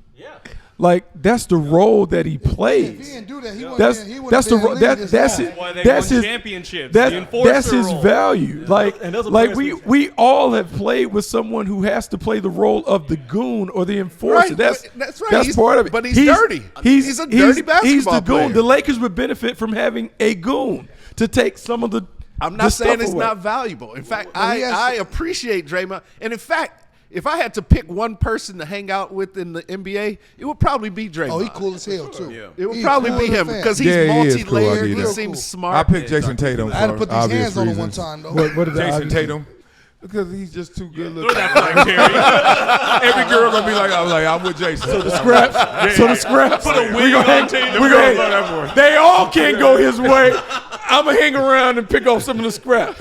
And he can't move now. I'm like, move. I got this. What's up, girl? It's like being in, Rashad's like, what it's like is going on here? It's like being in VIP, and y'all all can't get to He him. like this. I'm like, hey, let me get your leg out the way, Jason. What's up? He compliment the most Pass me dudes some ever. brew. He compliment the most dudes ever. I just like. I do compliment dudes. I ain't scared. Damon.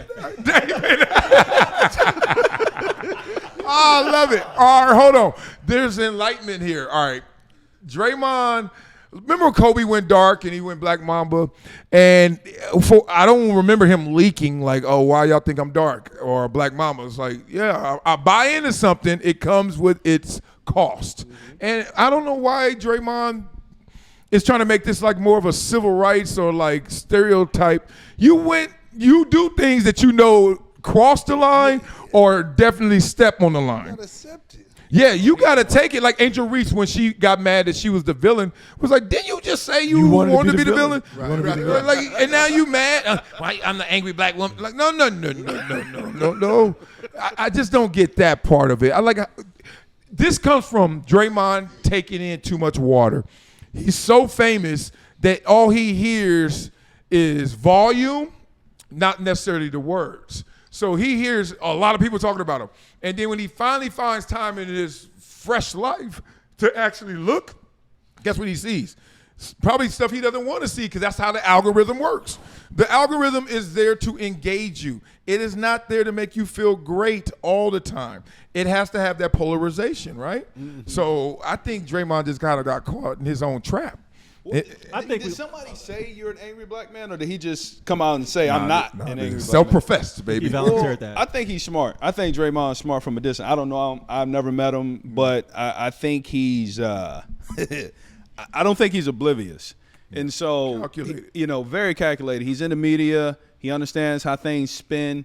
And I think this is one of the tabletops that he understands what this comment does that brings more attention to him, to the organization, then he can backspin off of that. It's just he's too consistent to say this is accidental, just like his flagrant fouls.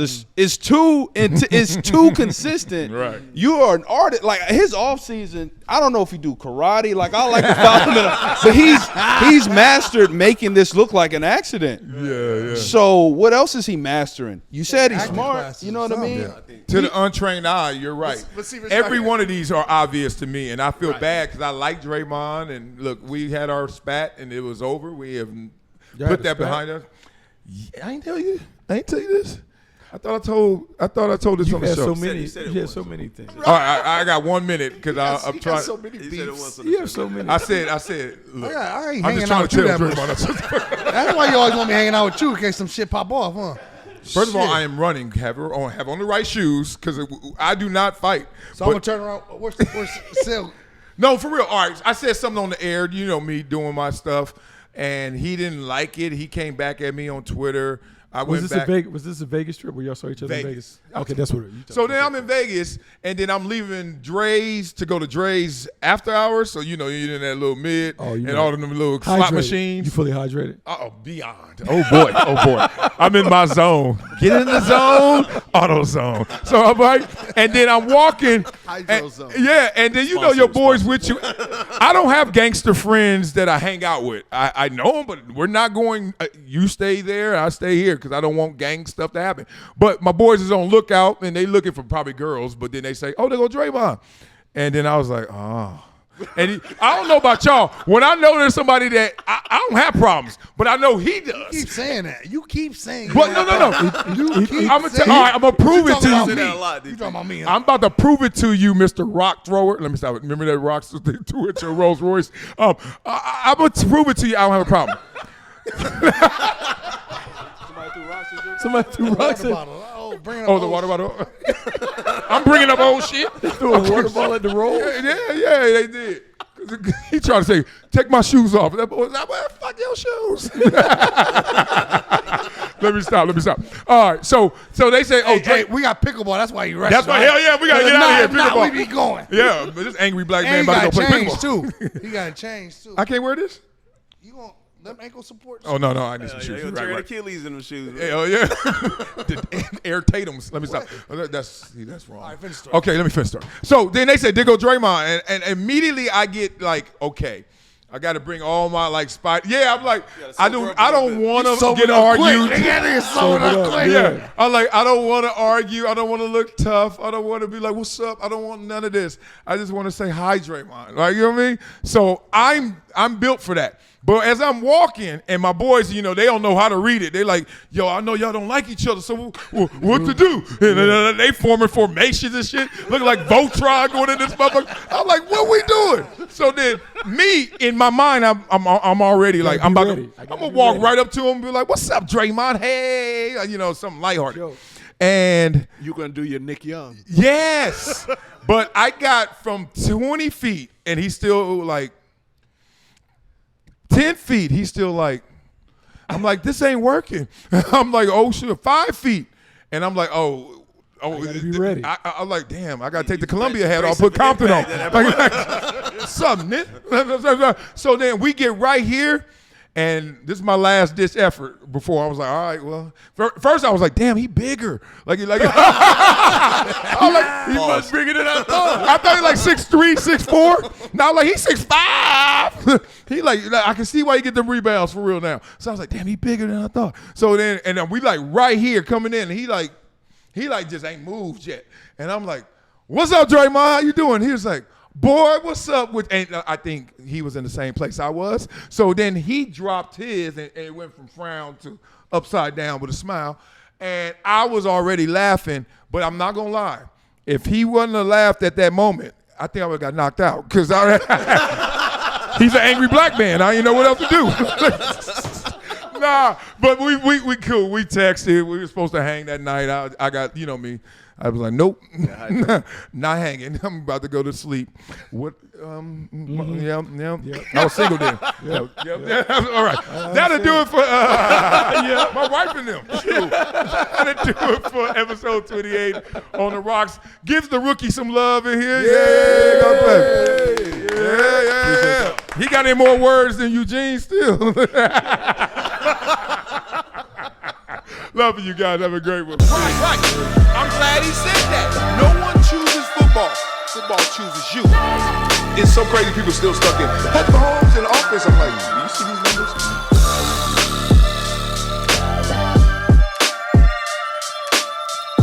This is Marcellus Wiley on the rocks.